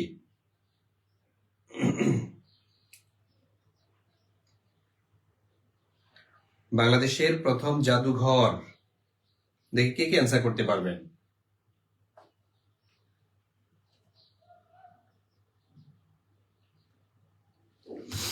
বাংলাদেশের প্রথম জাদুঘর, থ্যাংক ইউ সো মাচ, সেটা হবে, এই তো অনেকে অ্যান্সার করেছেন। আয়েশা আপু অ্যান্সার করেছেন। তারপরে গতকালের পিডিএফ পাননি, ইনশাল্লাহ পেয়ে যাবেন ভাই, কোনো কিছু বাকি থাকবে না। মাত্র তো ক্লাস শেষ হলো গতকাল শেষ হয়েছে কয়টা? রাত্রে। ঠিক আছে, আর আজকে মধ্যে সকাল, আজকের মধ্যে পেয়ে যাবেন সব। আপনাদের সকল আবদার পূরণ করা হবে আজকের মধ্যে ইনশাল্লাহ। দোয়া করেন সোহেল ভাই যদি সুস্থ থাকে। জি, বরেন্দ্র জাদুঘর প্রতিষ্ঠা করা হয়েছিল 2010 সালে। 2010 সালে বরেন্দ্র জাদুঘরের অবস্থান হচ্ছে রাজশাহী। আর বরেন্দ্র জাদুঘরের পরিচালনা করেন কে? পরিচালনা করেন রাজশাহী বিশ্ববিদ্যালয়। রাজশাহী বিশ্ববিদ্যালয় কর্তৃপক্ষ এই বরেন্দ্র জাদুঘর পরিচালনা করেন। বাংলাদেশের প্রথম জাদুঘর সেটা হচ্ছে বরেন্দ্র জাদুঘর। জাদুঘরকে কি বলা হয় জানেন? আজব ঘর। এই আজব ঘর বলা হয় জাদুঘরকে। জাদুঘর মানে হচ্ছে আজব ঘর। এটা হচ্ছে বাগধারায় পড়েছে মনে হয়। তো বাংলাদেশের প্রথম জাদুঘর আমরা পেয়ে গেলাম। বলেন হয়েছে কিনা? এটা যদি হয় লিখেন ডান। আলহামদুলিল্লাহ, ডান। সাত সকালে আমরা ক্লাস করছি, তাই না? অনেকেই হঠাৎ করে এসে মানে আশ্চর্য হয়ে যাচ্ছেন, সোহেল ভাই কি শুরু করলো। জি, এটি হচ্ছে সফলতার কাজ। যারা সফল হতে চায় তাদের কি সকাল, কি আর বিকেল, কি আর রাত্র, কি আর সন্ধ্যা, তারা সব সময় তাদের টার্গেটে পৌঁছার জন্য উদ্গ্রীব থাকে। এই উদ্গ্রীবনা যতক্ষণ না পর্যন্ত আপনার ভিতরে জন্মাবে ততক্ষণ পর্যন্ত সফলতার ছিটেফোঁটো আপনি দেখবেন না। সফল হতে হলে নিজেকে শেষ করে দিতে হয়, তিলে তিলে নিজেকে তৈরি করতে হয়। সফলতার কোনো শর্টকাট ওয়ে নাই, শর্টকাট কোনো পন্থা নাই।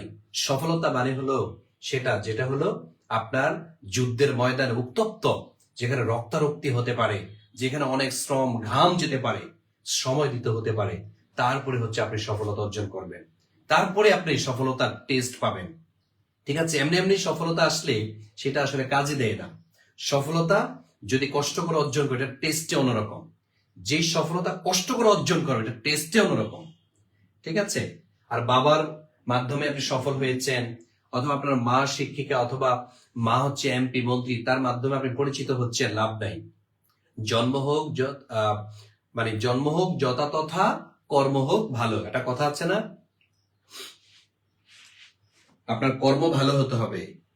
আর ফ্যামিলির পরিচয় আপনি পরিচয় হওয়ার কোনো দরকার নেই, আপনার নিজের পরিচয় নেবেন, নিজের পরিচয়ে পরিচিত হবেন। তারপরে আমরা একটু দেখে নেই বাংলাদেশের জাতীয় সঙ্গীত আমার সোনার বাংলা এর সুরকার কে? এটা প্রাথমিক সহকারী শিক্ষক নিয়োগ পরীক্ষাতে এসেছে 2010 সালে।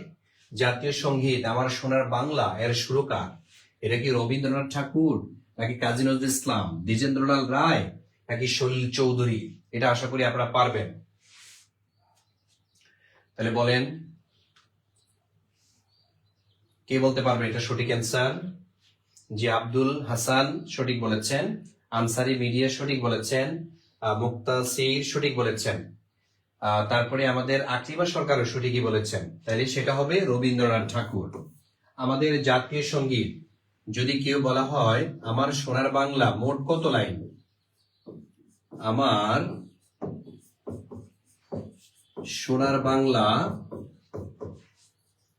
গানটি মোট কত লাইন? 21 লাইন।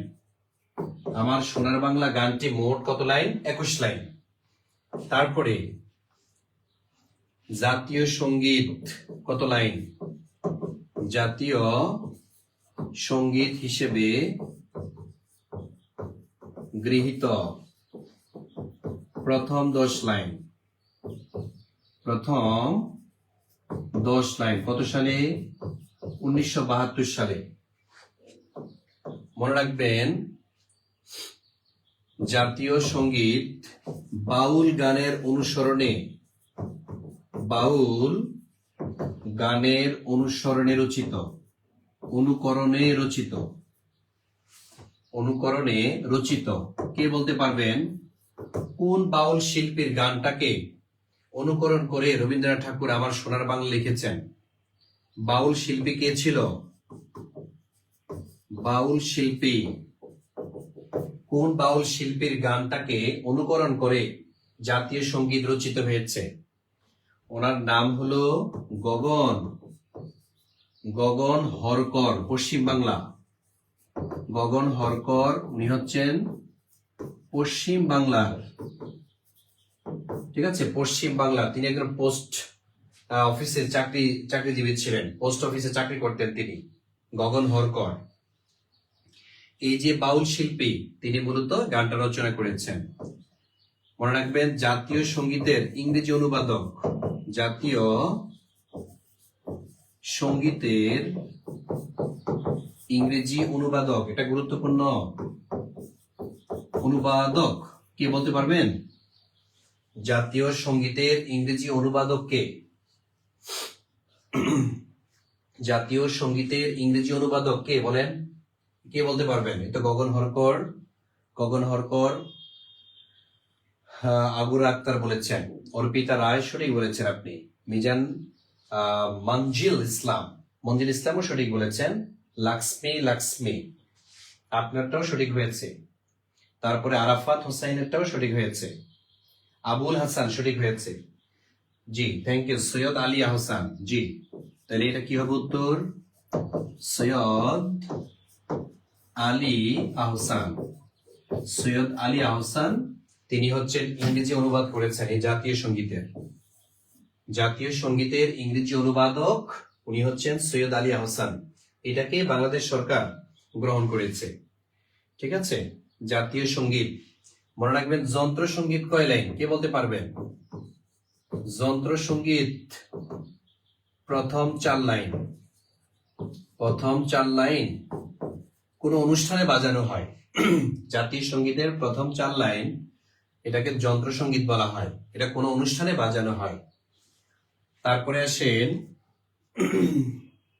তারপরে দেখেন এতটুকু যদি লেখা হয়ে থাকে লেখেন ডান। আলহামদুলিল্লাহ ডান।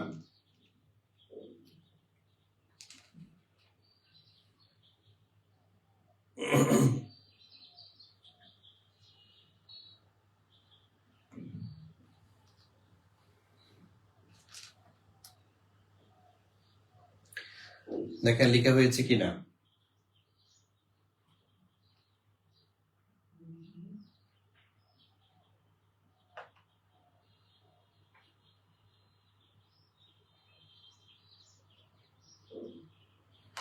ওকে, লেখা হয়েছে। এবার লিখেন রণসঙ্গীত, এটা খুব গুরুত্বপূর্ণ, এবার খুব আলোচিত হয়েছে রণসঙ্গীত। এই যে রণসঙ্গীত, এটা রচয়িতাকে পরীক্ষাতে আসবে। রচয়িতা, রণসঙ্গীতের রচয়িতা আমাদের জাতীয় কবি কাজী নজরুল ইসলাম। জাতীয় কবি কাজী নজরুল ইসলাম রণসঙ্গীতের রচয়িতা। মনে রাখবেন রণসঙ্গীত মোট কত লাইন? মোট 10 লাইন, ঠিক আছে। এটা শিরোনামটা কি? নতুনের গান, নতুনের গান বা চল চল চল শিরোনামে। তাহলে নতুনের গান বা চল চল চল শিরোনামে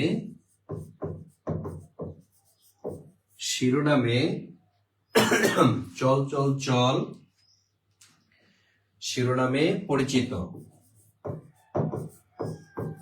ঠিক আছে, তাহলে নতুনের গান বা চল চল চল শিরোনামে পরিচিত হচ্ছে আমাদের রণসঙ্গীত। এই রণসঙ্গীত থেকে আপনাদের পরীক্ষা আসবে রণসঙ্গীত। তারপরে আসবে ক্রীড়া সঙ্গীত। কে বলতে পারবেন ক্রীড়া সঙ্গীতের রচয়িতাকে? আচ্ছা, আগে এটা উঠিয়ে নেন।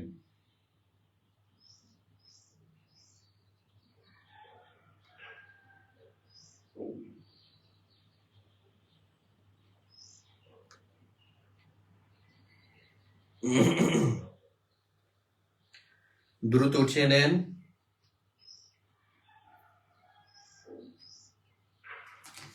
এবার লিখবো হচ্ছে আমরা ক্রীড়া সঙ্গীত।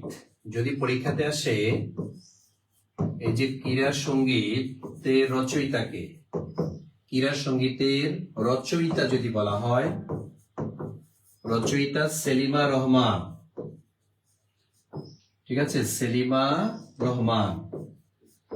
সেলিমা রহমান উনি হচ্ছেন ক্রীড়া সঙ্গীতের রচয়িতা। ঠিক আছে, ক্রীড়া সঙ্গীতের রচয়িতা হচ্ছে সেলিমা রহমান। বাংলাদেশের দুরন্ত সন্তান আমরা, দুর্দম দুর্জয়। বাংলাদেশের দুরন্ত সন্তান আমরা, দুরন্ত দুর্জয়। এটা হচ্ছে ক্রীড়া সঙ্গীতের শিরোনাম। ক্রীড়া সঙ্গীতের শিরোনাম এগুলো সাধারণত পরীক্ষাতে আসে। ওকে, ডান। দেখেন, আপনাদের রিঅ্যাকশন লাগবে, রিঅ্যাকশন ইউজ করতে হবে ক্লাসের মধ্যে। যত পরিমাণ রিঅ্যাকশন হবে তত আপনাদের কাছে নোটিফিকেশন যাবে। এই জন্য রিঅ্যাকশন দিবেন আর হচ্ছে ক্লাসটা শেয়ার করবেন। যারা শেয়ার করেননি এখনো, এই যে সকালে আপনাদের জন্য কষ্ট করে ক্লাস নিচ্ছি, প্লিজ ক্লাসটা শেয়ার করবেন, একজনও বাকি থাকবেন না প্লিজ। সোহেল স্যার জিকে এই পেজটি আপনি শেয়ার করবেন। আপনাকে আমি আরো পড়াবো। আসেন, আমি পরে সামনে যাচ্ছি। আলহামদুলিল্লাহ। আসেন, বাংলাদেশের রাইস রিসার্চ ইনস্টিটিউটের সদর দপ্তর কোথায় অবস্থিত? রাইস রিসার্চ ইনস্টিটিউট বলতে কোনটা জানেন? ওই যে বিরি না, মূলত হচ্ছে ব্রি। বাংলাদেশ রাইস রিসার্চ ইনস্টিটিউট, এটার সদর দপ্তর কোথায়? একটা হচ্ছে ব্রি আর একটা হচ্ছে ইরি, IRRI। এই যে ইরি আর একটা হচ্ছে ব্রি। ব্রি এটা হচ্ছে জয়দেবপুর, জয়দেবপুর, গাজীপুরের জয়দেবপুরে।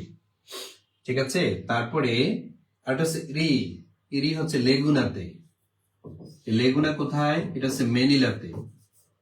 ফিলিপাইনের রাজধানী মেনিলা, ফিলিপাইন। ঠিক আছে, আর জয়দেবপুর কোথায় বলেন? বলেন দেখি। জয়দেবপুর হচ্ছে এই যে গাজীপুরে। যারা যারা গাজীপুর দিয়েছেন আপনাদের গুলো হয়েছে। হ্যাঁ স্যার, 24টা শেয়ার করলাম, 2-3টা। আচ্ছা, শেয়ার দিয়ে অনেকে ঘুমায়। জি, থ্যাংক ইউ সো মাচ। আপনার প্রতি ভালোবাসা এবং দোয়া, আপনি শেয়ার করেছেন এই জন্য। আমাদের তাহসিনা বেগম, ওকে ফাইন।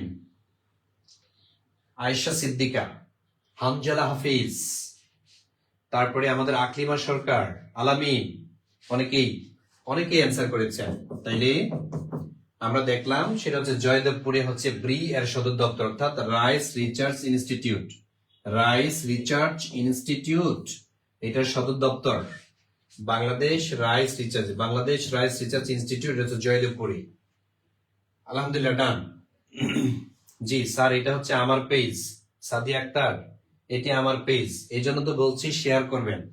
ঠিক আছে, নতুন একটা পেজ, এই পেজটা থেকে আপনারা শেয়ার করবেন। এখানে যদি শেয়ার করেন, সর্বোচ্চ পার্টিসিপেন্ট যদি থাকেন, আমি এখান থেকে সাম্প্রতিকের একটি ক্লাস নিব। আমি ঘোষণা দিয়েছি। সাম্প্রতিকের ক্লাস লাগবে কিনা বলেন? সাম্প্রতিক, যে আপনাদের প্রাইমারি পরীক্ষা 2 তারিখে, তার আগে আমি একটা সাম্প্রতিকের ক্লাস নেব ইনশাল্লাহ, যদি আপনারা চান। জি, জসিমউদ্দিন সেনবাগী ভাই সবাইকে শেয়ার করতে বলছেন। জসিমউদ্দিন সেনবাগী আমার, সে অনেক পুরনো এবং খুব মোহাব্বতের স্টুডেন্ট, মোহাব্বতের ভাই। Thank you so much. তাহলে আসেন আমরা, এটা যদি হয়ে যায় পরের প্রশ্নে আরেকটু কথা বলে রাখি একটু মধ্যখানে, আমাদের সাইদুল স্যারের পেজে 18টা মডেল টেস্ট আপনি দিতে পারবেন আমার লাইভ চলাকালীন সময়ে 399 টাকায়।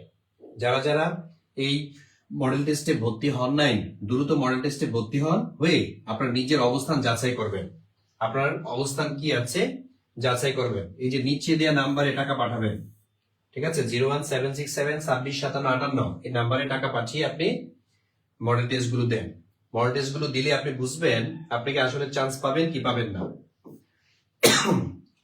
এবার আসেন এই প্রশ্ন, ঘোড়াশাল সার কারখানায় উৎপাদিত সারের নাম বলেন, এটা কোনটা?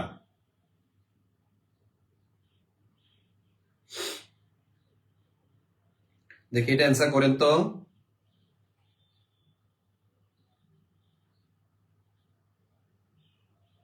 কে অ্যান্সার করতে পারবেন এটা? আমি আশা করি যে অনেকেই অ্যান্সার করতে পারবেন। এই তো অনেকে অলরেডি অ্যান্সার করে ফেলেছেন, অনেকেই অ্যান্সার করেছেন, আবার অনেকেই ভুল অ্যান্সার করেছেন।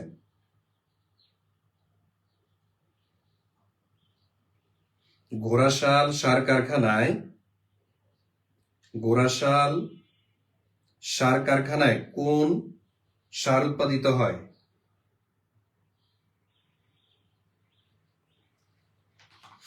তাহলে ঘোড়াশাল, তারপর হচ্ছে যমুনা সার কারখানা, এগুলাতে একটাই হয়, সেটা কোনটা? সেটা হচ্ছে ইউরিয়া, ঠিক আছে, ইউরিয়া।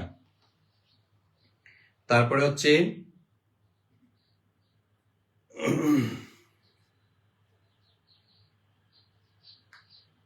বলেন তো, কে বলতে পারবেন সবচেয়ে বড় সার কারখানা কোথায়? সবচেয়ে বড় সার কারখানা কোথায় অবস্থিত, কে বলতে পারবেন?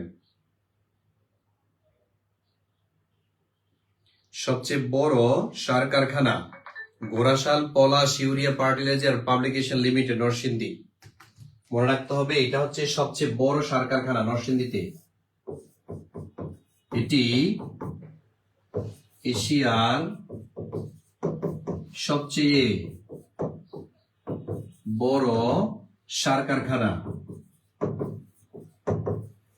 ঠিক আছে, যার অবস্থান হচ্ছে নরসিংদীতে, যার অবস্থান হচ্ছে নরসিংদী, ঠিক আছে। ঘোড়াশাল সার কারখানা এটা হচ্ছে সবচেয়ে বড়। নরসিংদী থেকে কে কে দেখছেন? নরসিংদী থেকে কেউ আছেন? তাহলে ঘোড়াশাল সার কারখানায় এই ইউরিয়া সার উৎপাদিত হয়, যেটা হচ্ছে এশিয়ার মধ্যে, দক্ষিণ এশিয়া, মূলত এশিয়া বলতে দক্ষিণ এশিয়া, চীনে আবার বড় আছে। তাহলে ঘোড়াশাল সার কারখানায় এই ইউরিয়া সার হয়, এটা হচ্ছে সবচেয়ে বড় সার কারখানা। শেষ। এবার আসেন পরের প্রশ্ন, সুন্দরবন কোন ধরনের বন? সুন্দরবন, সুন্দরবন কোন ধরনের বন, কে বলতে পারবেন? সুন্দরবন কোন ধরনের বন? বাহ, সুন্দরবন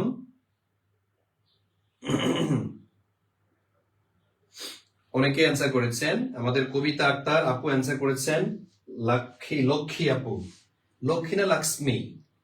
তার শারবিন সুলতানা অ্যান্সার করেছেন, সুব্রত জেট।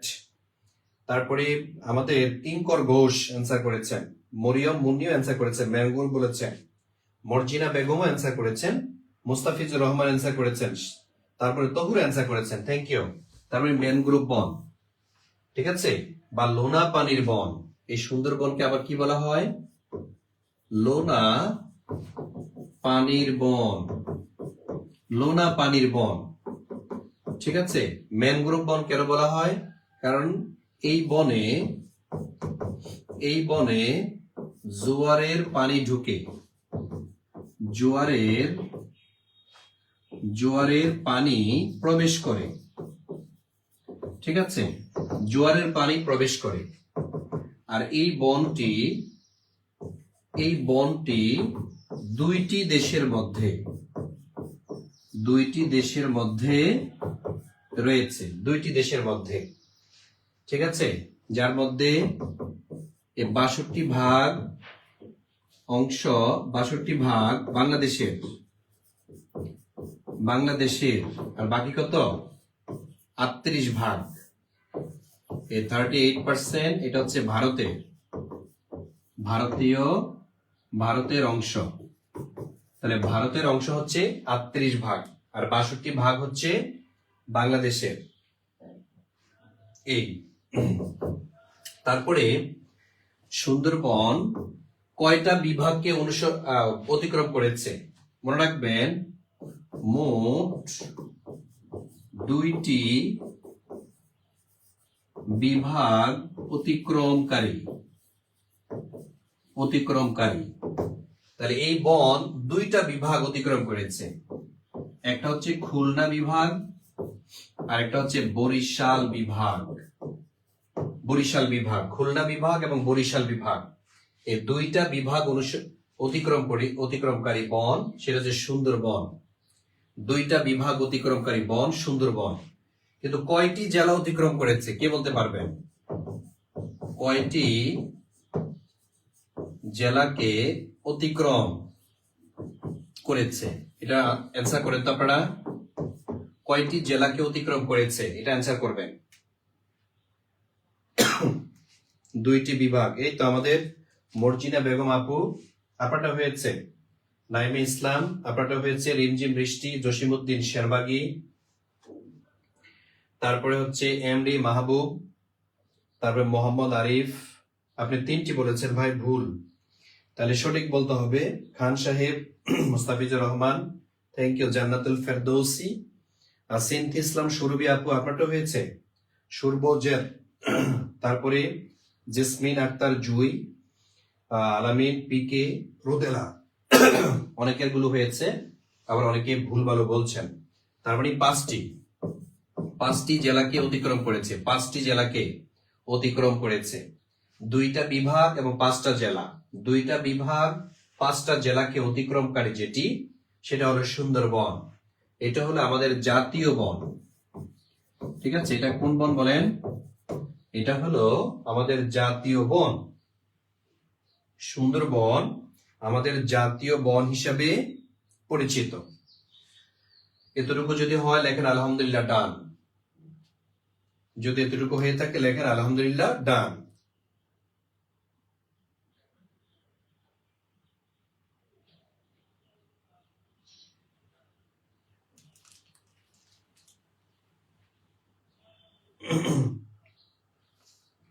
সুন্দরবনকে জাতীয় বন হিসেবে স্বীকৃতি দিয়েছিল ইউনেস্কো 1996 সালে, মনে রাখবে 97 সালে।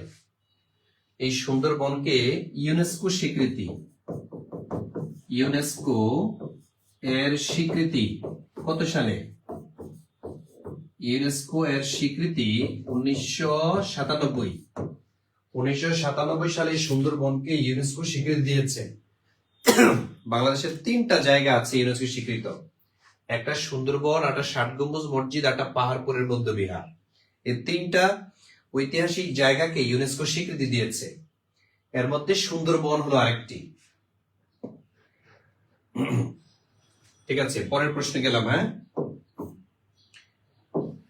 এবার আসেন, বাংলাদেশ সরকার কোন সালে জাতীয় পরিবেশ নীতি ঘোষণা করে? বলেন, জাতীয় পরিবেশ নীতি 1955 সালে, 1992 সালে, 1999 সালে নাকি 2001-এ? পরিবেশ নীতি যদি বলা হয় তখন হবে 1992 সালে, ঠিক আছে। পরিবেশ নীতি ঘোষণা করে 1999 সালে। আর বলেন তো পরিবেশ দিবস কোনটি? এটা একটু আগে লিখে দিয়েছি, বাংলাদেশের জাতীয় পরিবেশ দিবস। এটা আপনাদের কাছে আমার প্রশ্ন, কমেন্টে লিখে দেন পরিবেশ দিবস কোনটি।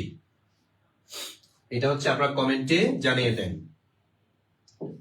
তারপর আসলে 18 নং প্রশ্ন, বাংলাদেশের সবচেয়ে গুরুত্বপূর্ণ খনিজ সম্পদ কোনটি? বাংলাদেশের সবচেয়ে গুরুত্বপূর্ণ খনিজ সম্পদ যেটি, এটা হচ্ছে গ্যাস। বাংলাদেশের সবচেয়ে গুরুত্বপূর্ণ খনিজ সম্পদের নাম হচ্ছে গ্যাস। এই গ্যাস 1955 সালে আবিষ্কার হয়েছে আর 1957 সালে উত্তোলন হয়েছে। তো গ্যাসটা আবিষ্কার হয়েছে কোথায়? হরিপুরে। হরিপুর সিলেট। সিলেটের হরিপুরে সর্বপ্রথম গ্যাস আবিষ্কার হয়েছে। বাংলাদেশে বর্তমানে মোট গ্যাস ক্ষেত্র কয়টি? তখন হবে 29টি। এটা সাম্প্রতিক, আমি সাম্প্রতিক ক্লাসের মধ্যে এগুলো বলবো। বর্তমানে কয়টা গ্যাস ক্ষেত্র আছে? তাহলে মোট গ্যাস ক্ষেত্র হচ্ছে 29টি। জি, থ্যাংক ইউ সো মাচ। যারা 5 জুন বলেছেন, 5 জুন যারা বলেছেন তারা আলহামদুলিল্লাহ আলহামদুলিল্লাহ লেখেন। আপনাদেরটা হয়েছে, এই তো মনে আছে তো? আমি তো ভাবছিলাম যে সকালবেলা মনে হয় আপনারা ঘুমিয়ে যাবেন, কিন্তু আলহামদুলিল্লাহ আপনাদের চাতক পাখির মতো স্ক্রিনে তাকিয়ে আছেন, ক্লাসগুলো করছেন, প্রাণটা ভরে যায়। আপনাদের এই আগ্রহ দেখলে আমি আসলে আরো ক্লাস নিতে মনে চাই। ক্লাস কি চালাবো? মাত্র 18 কিন্তু, 50টা প্রশ্ন আমরা সলভ করবো। দ্রুত আমরা শেষ করে দিচ্ছি। আমরা 50টা প্রশ্নে গিয়ে, বাংলাদেশ ভারত গঙ্গার পানি বন্টন চুক্তি স্বাক্ষরিত হয় কবে? বাংলাদেশ ভারত গঙ্গার পানি চুক্তি স্বাক্ষরিত হয়, এটা কবে বলেন? বাংলাদেশ ভারত গঙ্গার পানি চুক্তি। সিনথি ইসলাম সুরভি, জি আপু বলেন। আলহামদুলিল্লাহ, এই তো আলহামদুলিল্লাহ। বাংলাদেশ ভারত গঙ্গার পানি চুক্তি স্বাক্ষরিত হয় কবে?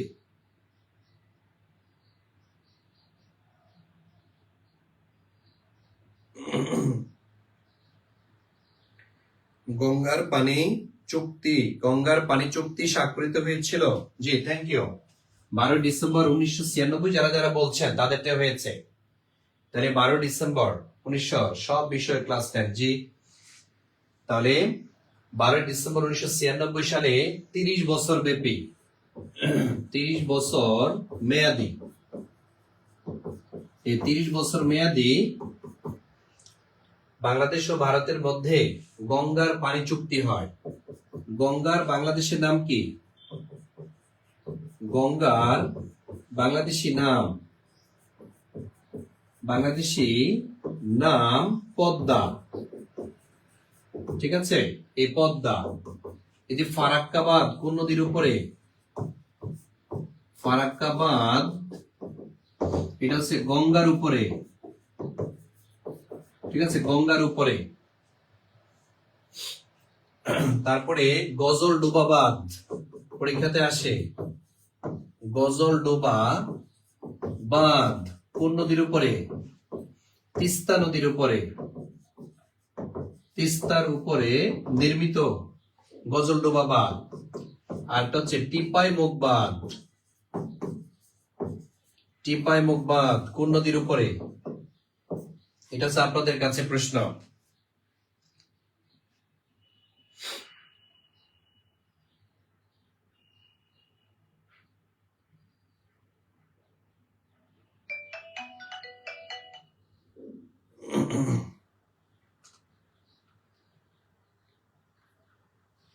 অ্যান্সার করতে পারবেন?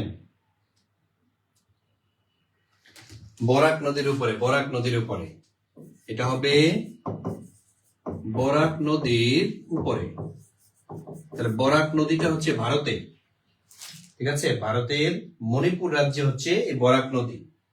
এই মূলত মণিপুর রাজ্যে বাংলাদেশ থেকে 100 মিটার দূরে এই টিপাই এবং বাঁধটা।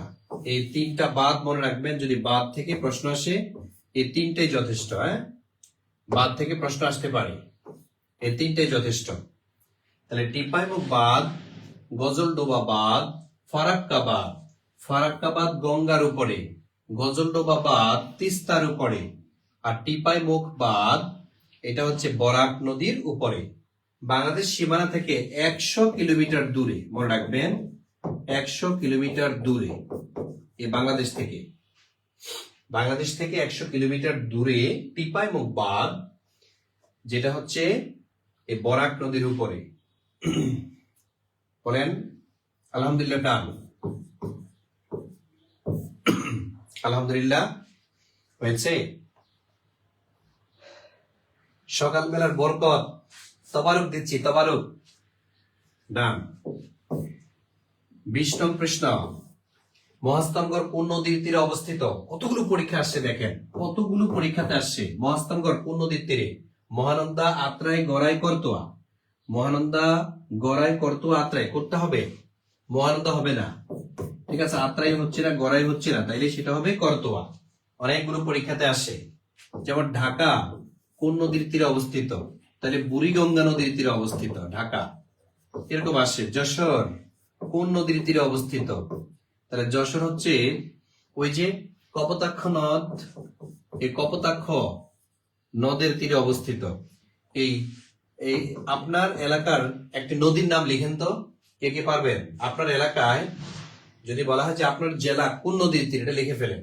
আপনার জেলা কোন নদীর তীরে, এখানে কমেন্টে জানিয়ে দেন আপনার এলাকা কোন নদীর তীরে।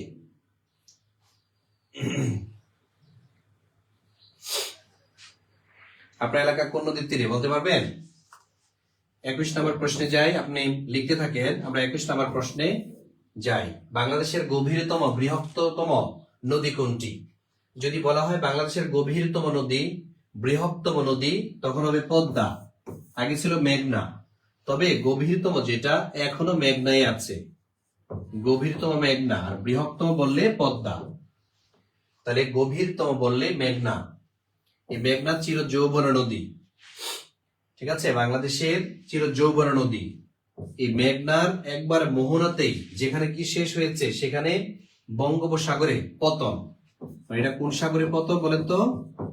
বঙ্গোপসাগরে পতন হয়েছে। যেখানে পতন হয়েছে ওখানে একটা জায়গা আছে যেটার নাম Swatch of No Ground. Swatch of No Ground, এই সোয়াচ অফ নো গ্রাউন্ড এটা হলো বাংলাদেশের সবচেয়ে নিচু জায়গা। সোয়াচ অফ নো গ্রাউন্ড হলো বাংলাদেশের সবচেয়ে গভীরতম জায়গা, এটা বঙ্গোপসাগরে। সোয়াচ অফ নো গ্রাউন্ড, যার অর্থ যার কোনো তল নেই। সোয়াচ অফ নো গ্রাউন্ড মানে কি বলেন? যার কোনো তল নেই। আলহামদুলিল্লাহ, ডান। তারপর আসেন 22 নং প্রশ্ন। 22 নং, তত্ত্বাবধায়ক সরকারের নিয়ন্ত্রণে সর্বপ্রথম কখন নির্বাচন অনুষ্ঠিত হয়? তত্ত্বাবধায়ক সরকারের অধীনে বাংলাদেশে প্রথম নির্বাচন হয়েছিল 1996 সালে। তবে তত্ত্বাবধায়ক প্রতিষ্ঠা হয় কত সালে? তত্ত্বাবধায়ক প্রতিষ্ঠা যদি বলা হয়, তত্ত্বাবধায়ক প্রতিষ্ঠা হয় কত সালে? সেটা হয়েছিল 1991 সালে। তত্ত্বাবধায়ক প্রতিষ্ঠা হয় 1991 সালে। আর সাংবিধানিক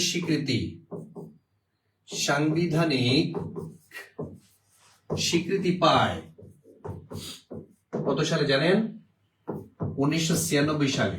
তার মানে 1991, 96, তারপরে আরেকটা নির্বাচন হয়েছিল বাংলাদেশে তত্ত্বাবধায়কের অধীনে এ পর্যন্ত 4 বার হয়েছে, সাংবিধানিক ভাবে 3 বার। তাহলে প্রথমে হয়েছিল 1991-তে, দ্বিতীয়টা হয়েছে 1996-তে, তৃতীয়টা হয়েছে 2001-এ, আর চতুর্থ নির্বাচনটা হয়েছিল 2008-এ। তারপরে এই তত্ত্বাবধায়ক সরকার বাতিল হয়ে যায়। ঠিক আছে, তত্ত্বাবধায়ক সরকার ব্যবস্থা বাতিল হয়ে যায়। তাহলে ত্রয়োদশে চালু হয়েছিল, ত্রয়োদশে চালু 1996-তে, আর পঞ্চদশে বাতিল হয়ে যায়, পঞ্চদশ সংশোধনীতে বাতিল। তাইলে এটা কবে বাতিল হয়েছে? 2011-তে। ঠিক আছে, 2011-তে এই তত্ত্বাবধায়ক সরকার ব্যবস্থা কি হয়ে যায়? বাতিল হয়ে যায়।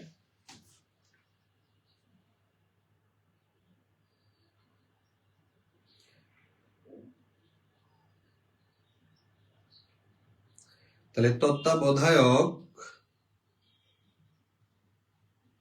বাতিল হয় কত সালে বলেন? তত্ত্বাবধায়ক সরকার বাতিল হয়ে যায় 2011 সালে, আর চালু হয়েছিল 1996 সালে। পরীক্ষাতে বারবার আসে যে ত্রয়োদশ সংশোধনীর বিপরীত কোনটি? পঞ্চদশ। কারণ কি? ত্রয়োদশ সংশোধনীতে তত্ত্বাবধায়ক সরকার চালু হয়েছিল, আর পঞ্চদশ মানে তত্ত্বাবধায়ক সরকার বাতিল হয়েছিল, এই জন্য। ঠিক আছে, এটা খুব ইম্পর্টেন্ট, যেহেতু নির্বাচনের বছর তো, তাই এগুলো গুরুত্ব সহকারে পড়বেন। তত্ত্বাবধায়ক সরকার ব্যবস্থা, এই তত্ত্বাবধায়ক সরকার ব্যবস্থার প্রবর্তক কাকে বলা হয়? প্রবর্তক যদি বলা হয় কে বলেন তো? গোলাম আজম স্যার, অধ্যাপক গোলাম আজম। অধ্যাপক গোলাম আজম স্যার উনি হচ্ছেন তত্ত্বাবধায়ক সরকার ব্যবস্থার প্রবর্তক। তত্ত্বাবধায়ক সরকার চালু হয়েছে কবে? 91-তে। সাংবিধানিকভাবে স্বীকৃতি 1996-তে। এটা মনে রাখবেন, যেহেতু নির্বাচনের বছর, এখান থেকে প্রশ্ন আসবে। সামনে যাব, লিখতে হবে নেক্সট অথবা ক্লিয়ার অথবা আলহামদুলিল্লাহ ডান, লিখতে হবে, লিখতে হবে ভাই। আচ্ছা, ত্রয়োদশ আর পঞ্চদশ বুঝি না স্যার। আচ্ছা, ত্রয়োদশ সংশোধনী, আমাদের যে সংবিধানটা এই পর্যন্ত 17 বার পরিবর্তন হয়েছে, এর মধ্যে 13তম যে পরিবর্তন, এটাকে ত্রয়োদশ বলা হয়। ওই ত্রয়োদশ সংশোধনীতে তত্ত্বাবধায়ক সরকার ব্যবস্থাটা চালু হয়েছিল, যে এখন থেকে তত্ত্বাবধায়কের অধীনে নির্বাচন হবে।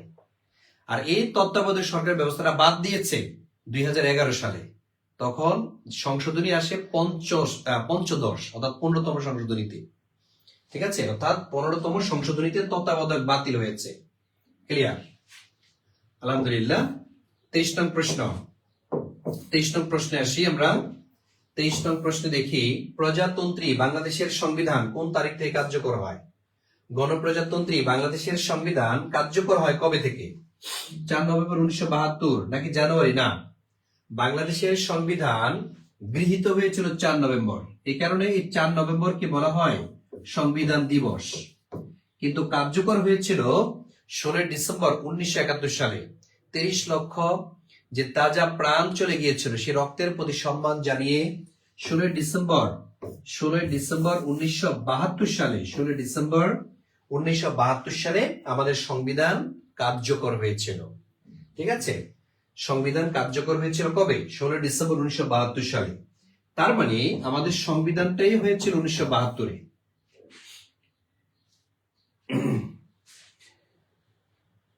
এবার এতটুকু বোঝা গেছে কিনা বলেন? 23 নাম্বার যদি বুঝেন, আমি 24 নাম্বারে যাই। 24 নাম্বার, জাতিসংঘ ঘোষিত টেকসই উন্নয়ন অভিষ্ট অর্জনে কত বছর নির্ধারণ করা হয়েছে? এসডিজির কথা বলছে। Sustainable development goals, sustainable development goals, sustainable development goals, sustainable development goals. এটার মেয়াদ কত বছর নির্ধারণ করা হয়েছে? 24, 8 নাকি 15 নাকি 17? এটা হচ্ছে 15 বছর। ঠিক আছে, 15 বছর, অর্থাৎ এই যে 2015 থেকে 2030 সাল পর্যন্ত, 2015 থেকে 2030 সাল পর্যন্ত এসডিজি। এই যে এসডিজির লক্ষ্যমাত্রা কয়টি? মনে রাখবেন, গোল। এই যে এসডিজির গোলস, এটা হচ্ছে 17টি। ঠিক আছে, আর 4 নং যেটা, এই 4 নং এর মধ্যে বলা আছে শিক্ষা।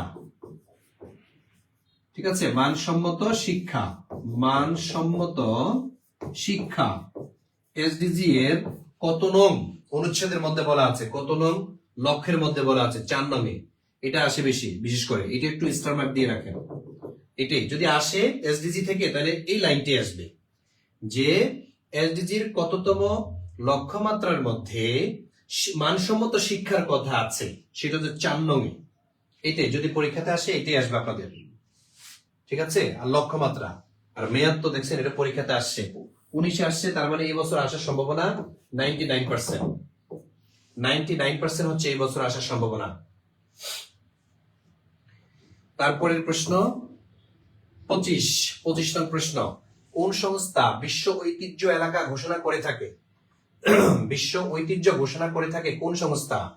ডব্লিউএসও নাকি ইউএনডিপি নাকি ইউনিসেফ নাকি ইউনেস্কো? তাহলে একটু আগে আমরা বলেছিলাম সুন্দরবন, পাহাড়পুরের বৌদ্ধ বিহার, তারপর 60 গম্বুজ মসজিদ, এই যে ঐতিহাসিক স্থানগুলো ঘোষণা করে যে সংস্থা, সেটা হলো ইউনেস্কো। আলহামদুলিল্লাহ বলেন, হয়েছে? ওকে, আলহামদুলিল্লাহ। এই তো শাকাত হোসেন সঠিক বলেছেন।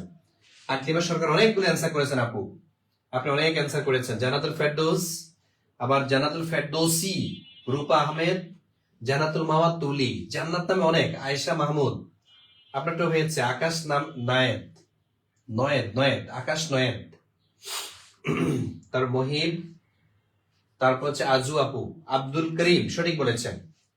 26 নাম্বার আমি যাবো কিনা? 26 নাম্বার, বাংলাদেশ কত সালে জাতিসংঘের সদস্যপদ লাভ করে? আচ্ছা, বাংলাদেশ স্বাধীন হয়েছিল 1971-এ। 1971 সালে বাংলাদেশ স্বাধীন হয়েছে। আর 72 সালে যখন বাংলাদেশ জাতিসংঘের সদস্য হতে গিয়েছে, তখন এই ভেটু দেয় চীন। তাহলে বাংলাদেশ জাতিসংঘের সদস্য হইতে গেলে কোন দেশ ভেটু দিয়েছিল? চীন। ওই বছর আর হতে পারে না, ওই বছর অস্থায়ী সদস্যপদ দিয়েছিল। এর 2 বছর পর 1974 এর 17 সেপ্টেম্বরে 1974 সালের 17 সেপ্টেম্বর, এই সেপ্টেম্বরে হচ্ছে বাংলাদেশ জাতিসংঘের সদস্যপদ পায়। তাইলে 74 কোথায় আছে? এটাতে। বাংলাদেশ হচ্ছে 1974 সালে জাতিসংঘের সদস্যপদ লাভ করে। কততম সদস্য? 136তম 136তম সদস্য। জাতিসংঘের 136তম সদস্য হিসেবে বাংলাদেশ নাম লেখা। 136তম সদস্য হচ্ছে বাংলাদেশ। বলেন এটা কি হয়েছে? আলহামদুলিল্লাহ, ডান।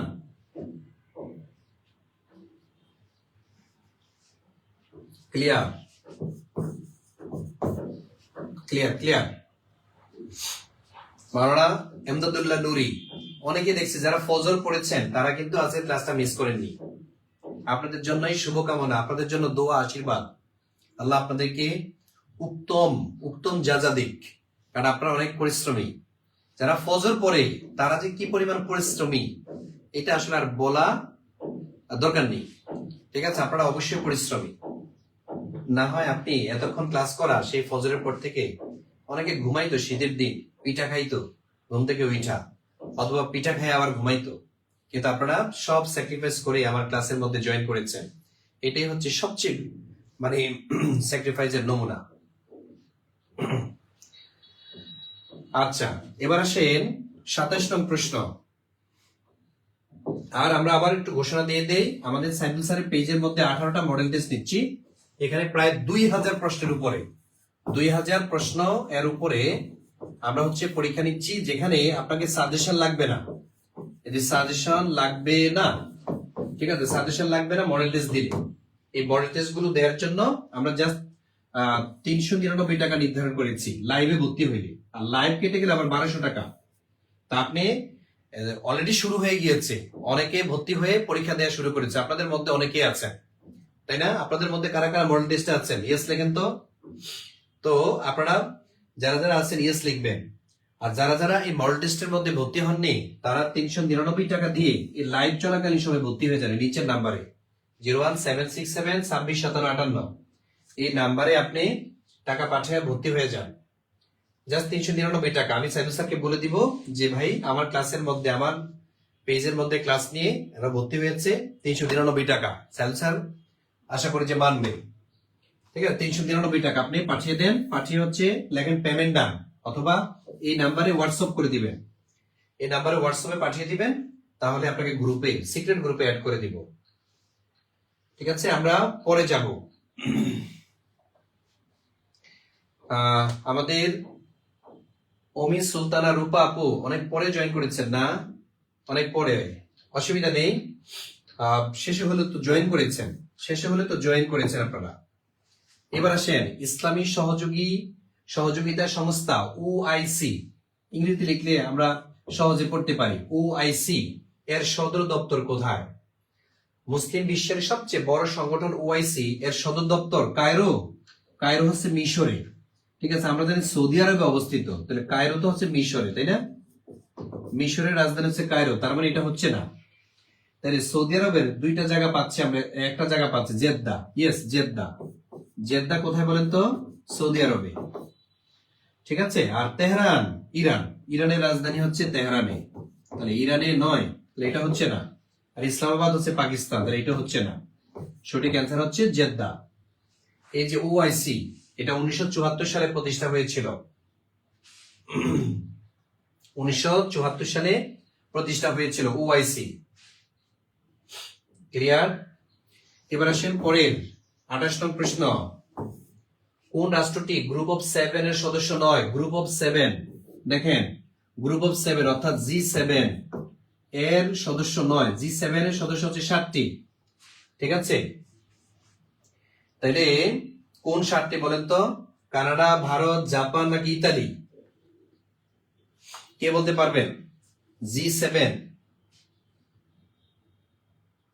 আপনারা একটা ছন্দ মনে রাখবেন, জু জু ইফরা যা যা কা, জু জু ইফরা যা যা কা। এই জু জু ইফরা যা যা কা মানে কি?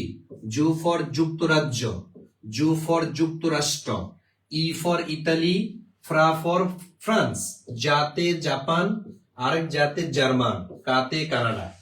তারপরে দেখেন ব্যতিক্রম আমরা পাচ্ছি, কানাডা পেয়েছি, জাপান পেয়েছি, ইতালি পেয়েছি, পাইনি হচ্ছে ভারত। তাহলে সঠিক অ্যান্সার কি? ভারত। G7 এর সদস্য না হচ্ছে ভারত। আমি আবার বলছি, জুতে যুক্তরাজ্য, জুতে যুক্তরাষ্ট্র, ইতে ইতালি, ফ্রাতে ফ্রান্স, জাতে জার্মানি, জাতে জাপান, কাতে কানাডা। এগুলা হচ্ছে গ্রুপ 7 এর সদস্য, G7 এর সদস্য। এরা হলো G7 এর সদস্য, আর ভারত G7 এর সদস্য নয়। G7 হচ্ছে বিশ্বের শিল্পোন্নত রাষ্ট্রগুলোর জোট, অর্থাৎ উন্নত রাষ্ট্রসমূহের জোট। উন্নত রাষ্ট্রসমূহের জোটের নামই হলো G7, ঠিক আছে? তাহলে এই ছন্দটা আপনার স্ক্রিনশট নিয়ে রাখবেন প্রয়োজনে, এটা অনেক কাজে দিবে। এবার আসেন 29 নং প্রশ্ন। বর্তমান বিশ্বে রপ্তানিতে শীর্ষ দেশ কোনটি? তাহলে সবচেয়ে বেশি রপ্তানি করে যে দেশটি, সেটা হলো চীন। এর মধ্যে কোনো ফারাক নাই, হয়েছে? বর্তমান বিশ্বে সবচেয়ে উন্নত রাষ্ট্র সেটা হলো চীন। 30 নং প্রশ্ন। বৌদ্ধ সভ্যতার জন্য বিখ্যাত তক্ষশিলা অবস্থিত। এই যে তক্ষশিলা, এটা কোথায় অবস্থিত? এটা হলো পাকিস্তানে। এটা 2013 সালে আসছে প্রাথমিকে। বৌদ্ধ সভ্যতার জন্য বিখ্যাত তক্ষশিলা পাকিস্তানে অবস্থিত। নেক্সট 31 নং প্রশ্ন। 31 নং প্রশ্নে আমরা আসি, আইফেল টাওয়ার কোথায় অবস্থিত? আইফেল টাওয়ার, যেটা ফরাসি বিপ্লবের স্মৃতি বহন করে। তাহলে এটা কিসের? ফরাসি বিপ্লবের স্মৃতি বহন করে। ফরাসি বিপ্লবের স্মৃতি বহন করে, সেটা হচ্ছে আইফেল টাওয়ার। এটা কোথায় বলেন তো? এটা হচ্ছে ফ্রান্সের রাজধানী প্যারিসে। আইফেল টাওয়ার, এই আইফেল টাওয়ার নির্মাণ হয়েছিল 1889 সালে, ওই যে ফরাসি বিপ্লবের 100 বছর পরে।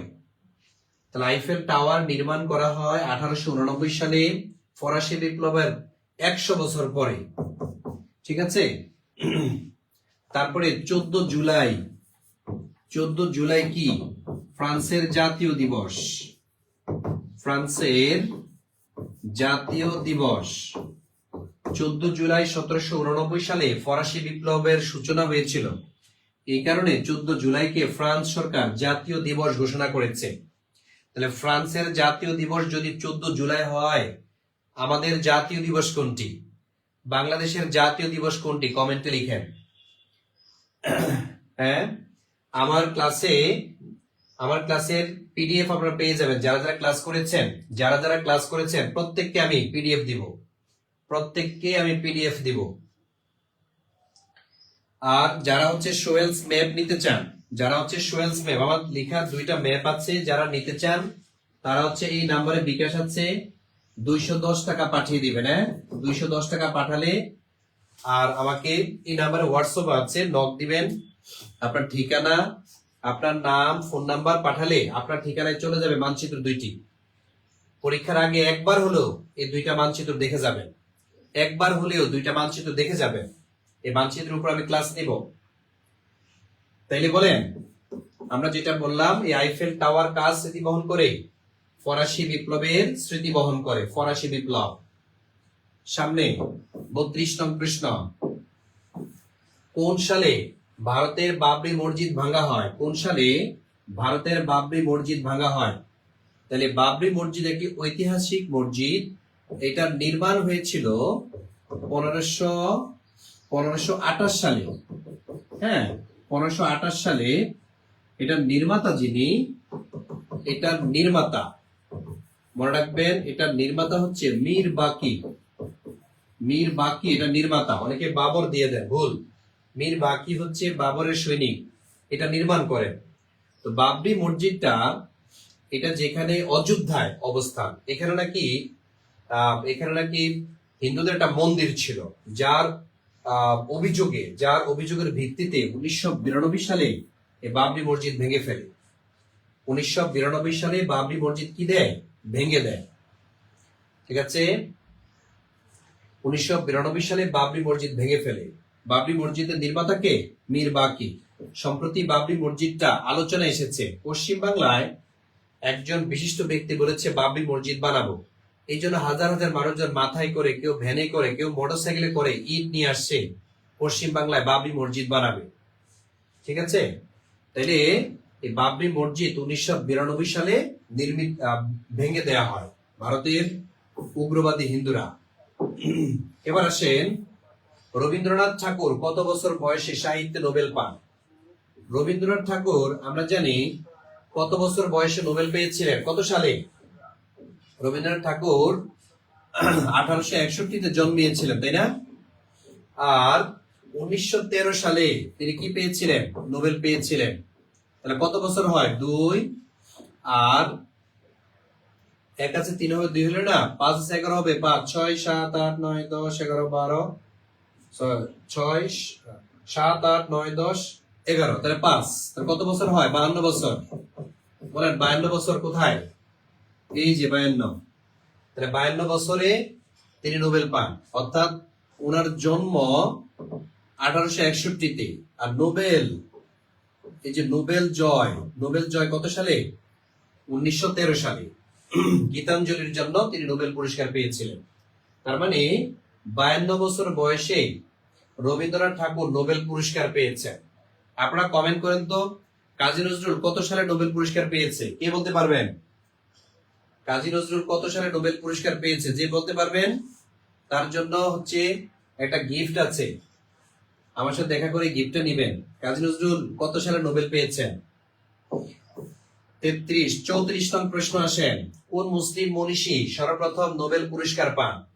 2015 সালের প্রশ্ন। নোবেল থেকে একটা প্রশ্ন আসার সম্ভাবনা বেশি, নোবেল পুরস্কার। এই জন্য এই যে নোবেল পুরস্কার, এখান থেকে 2025 সালে কারা পেয়েছে একটু পড়ে যান, এখান থেকে একটা প্রশ্ন আসার সম্ভাবনা বেশি। কোন মুসলিম মনীষী সর্বপ্রথম নোবেল পুরস্কার পান? প্রফেসর আব্দুল সালাম, ইয়াসির আরাফাত, নাগিব মাহফুজ নাকি আনোয়ার সাদাত?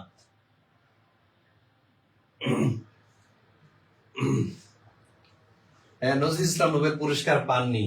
এই তো নীরব আওয়াল সঠিক বলেছেন। আমাদের জিতু জেট, সুব্রত জেট বলেছেন পায় নাই। নুরুল হাসান আপনি বলেছেন পায় নাই। শফিকুল ইসলাম আপনি বলেছেন পায় নাই। এমডি হাসানুল হক মাসুম পায় নাই। তাফসিয়া পায় নাই।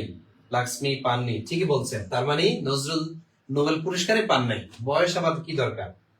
তাইলে যে মনীষী সর্বপ্রথম নোবেল পুরস্কার পেয়েছেন তিনি হচ্ছে আনোয়ার আল সাদাত। 1973 সালে তিনি শান্তিতে নোবেল পুরস্কার পেয়েছিলেন। মিশরের প্রেসিডেন্ট ওই যে ক্যাম্প ডেভিড চুক্তিতে স্বাক্ষর করার জন্য, ক্যাম্প ডেভিড চুক্তি যেটাকে বলা হয় মধ্যপ্রাচ্যের শান্তি চুক্তি। এই যে মধ্যপ্রাচ্যের শান্তি চুক্তি, এটা হয়েছিল 1973 সালে। ইসরায়েল এই চুক্তিতে মিশরকে বাধ্য করেছে। আনোয়ার আল সাদাত ইসরায়েলের সাথে চুক্তিতে স্বাক্ষর করে ইসরায়েলকে স্বাধীন দেশ হিসেবে স্বীকৃতি দেয়। এই কারণে ইসরায়েল এবং যুক্তরাষ্ট্র মিলে আনোয়ার আল সাদাতকে শান্তিতে নোবেলের ব্যবস্থা করে দেয়। তাইলে আনোয়ার আল সাদাত হচ্ছে সর্বপ্রথম শান্তিতে নোবেল পেয়েছেন মুসলমানদের মধ্যে। 35 নং প্রশ্ন।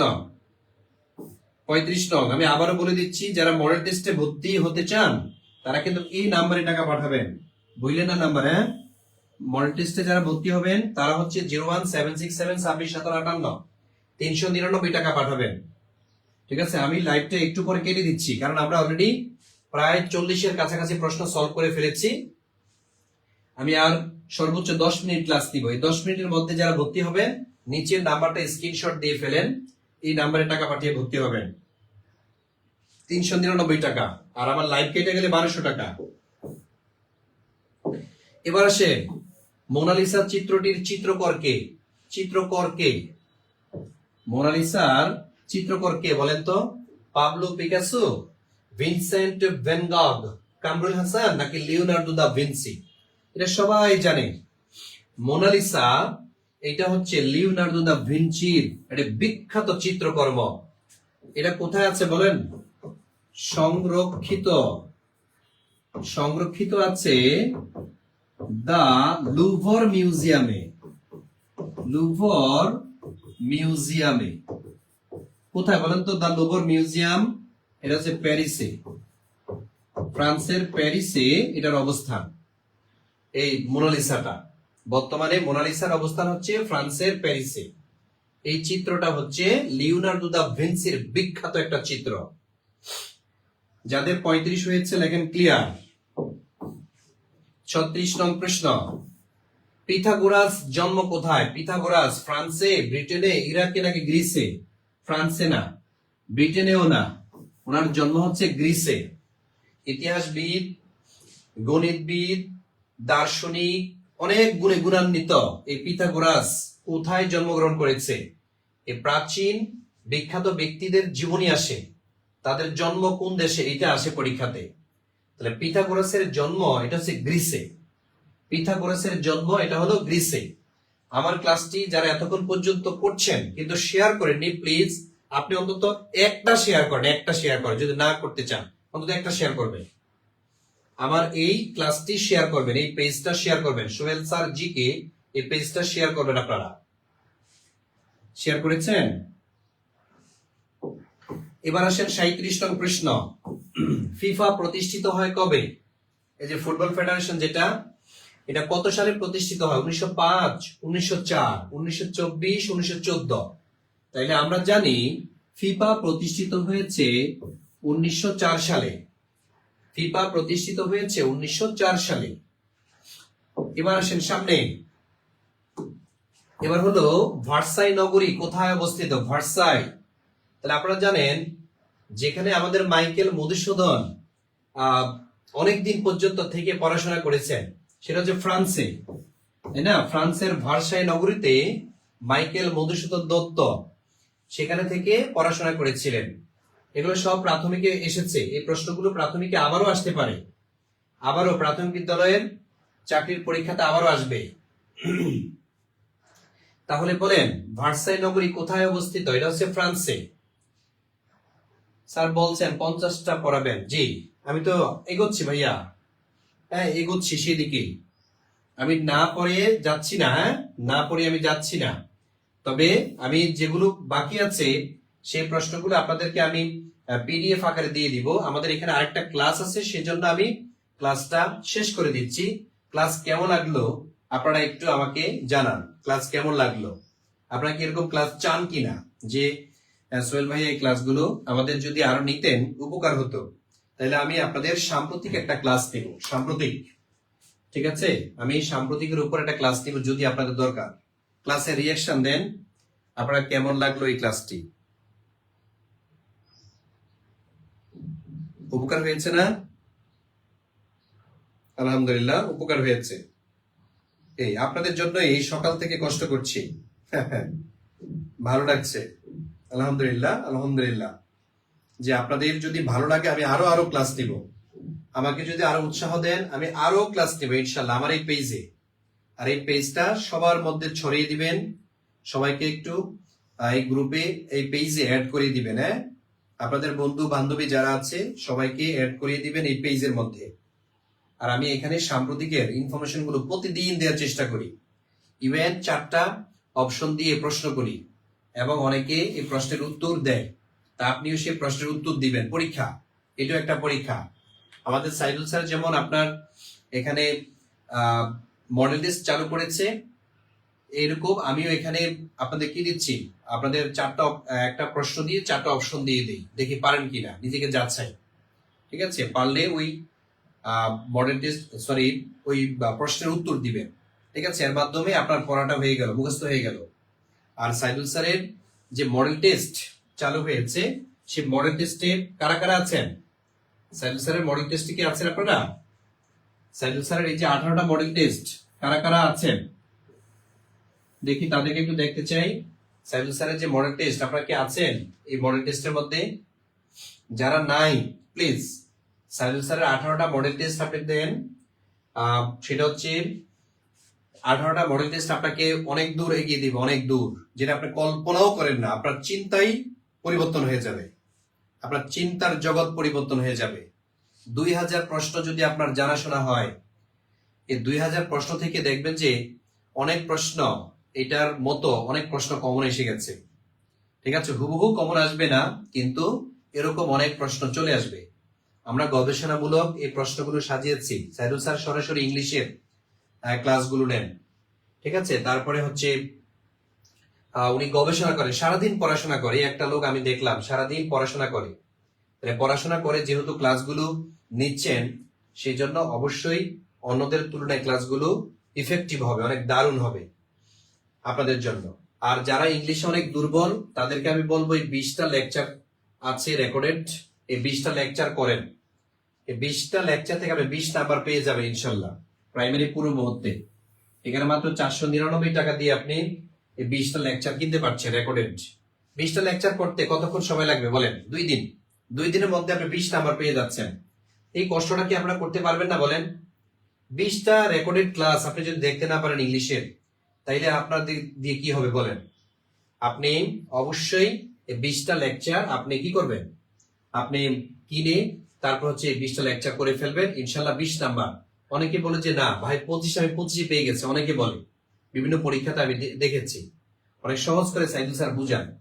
আর যারা হচ্ছে ইংলিশ ফাউন্ডেশন কোর্সে ভর্তি হতে চান, তাদের 140টা ক্লাস আছে এখানে, 140টা ক্লাস পাবেন। সাইদুল স্যার এটা নিজেই নেন, সেখানে 750 টাকা। আর যদি আপনি বলেন যে ভাই আমি রেকর্ডেড ক্লাসগুলো চাই এবং সাইদুল স্যার 140টি ওই ক্লাসটাও চাই, আপনাদের সাথে আজীবন থাকতে চাই, তাইলে জাস্ট 999 টাকা যদি আপনি পাঠান নিচে দেয়া নাম্বারে, তাহলে আপনাকে আমরা একটা পার্সোনাল গ্রুপে অ্যাড করে দিব। আজীবন আপনি আমাদের সদস্য, একবার ভর্তি হলে আজীবন আমাদের ফ্যামিলির সদস্য হবেন আপনি। ঠিক আছে, 999 টাকা দিয়ে আপনি হচ্ছে মডেল টেস্ট দিতে পারবেন। ঠিক আছে, আর 399 টাকা আলাদা করে পাঠাতে হবে না। 18টা মডেল টেস্ট আপনি অ্যাক্সেস পেয়ে যাবেন। তারপরে 140টা ক্লাসের অ্যাক্সেস, তারপর যে 499 টাকা, আর যে অ্যাক্সেসটা সেটা হচ্ছে রেকর্ডেড ক্লাস, এটাও পেয়ে যাবেন। অর্থাৎ 999 টাকার মাধ্যমে আপনি সব রেকর্ডেড থেকে শুরু করে একবারে সব ক্লাসের অ্যাক্সেস পেয়ে যাবেন। সাইদুল স্যার এখানে যত সুযোগ সুবিধা আপনি এখানে পেয়ে যাচ্ছেন। আমাদের এরকম পার্সোনাল একটা সিক্রেট গ্রুপ আছে, ওই গ্রুপের সবাইকে আমরা সদস্য করি না, যারা শুধু 999 টাকা দেয় তাদেরকে আমরা করেছি। তো এই হচ্ছে বিষয়। আর এতক্ষণ পর্যন্ত যারা ক্লাস করেছেন, আমি সবাইকে অসংখ্য ধন্যবাদ জানাই, সবার জন্য দোয়া করছি, আপনাদের শুভ কামনা, আপনাদের মঙ্গল কামনা করছি। যারা আমার এই ক্লাসটা এতক্ষণ পর্যন্ত করেছেন, তাদের প্রতি আমি কৃতজ্ঞ এবং তাদের প্রতি আমি দোয়া করছি আল্লাহ যাতে আপনাদের এই 10,000 যে লোক নিয়োগ করবে প্রাইমারিতে, এখানে যাতে আপনি একজন সৌভাগ্যবান বা সৌভাগ্যবতী হয়ে যান। এটা হচ্ছে আপনাদের প্রতি আমার একটা দোয়া। সকালবেলা যেহেতু ক্লাস করেছেন, আর আপনাদের জন্য আমি হচ্ছে একটা সাম্প্রতিক ক্লাস আমি ইনশাল্লাহ নিব। আমি সাম্প্রতিক ক্লাসটা নিব, এই পেজের মধ্যেই নিব ইনশাল্লাহ। আজকে কি আর কোন ক্লাস আছে? জি না, আজকের এই হচ্ছে সর্বশেষ ক্লাস আমার প্রাইমারির। এই ক্লাসটি শেয়ার করে দিবেন। এই ক্লাসটা প্রয়োজনে আবারও দেখবেন, নিজে অ্যান্সার করার চেষ্টা করবেন, আবারও প্রয়োজনে নিজে অ্যান্সার করবেন। হ্যাঁ, যখনই এখানে আপনাকে প্রশ্ন করা হবে, আপনি রেকর্ডেড ক্লাস থেকে এখানে অ্যান্সার করার চেষ্টা করবেন। তো আজকের ক্লাসটি এখানেই আমি শেষ করছি। সবাইকে ধন্যবাদ। আসসালামু আলাইকুম। আলাদা আলাদা পাস করা লাগবে কিনা? জি, ইংরেজি গণিত এগুলো আলাদা আলাদা পাস করতে হবে ভাই। আলাদা আলাদা নাম্বার না পাইলে আপনার 5 নাম্বার আপনাকে ভাইভাতে কল করবে না। 50% নাম্বার পেতে হবে। আর চাকরি পাইতে হলে 50% নাম্বার কেন, আপনাকে 60-70 ছাড়ে যেতে হবে।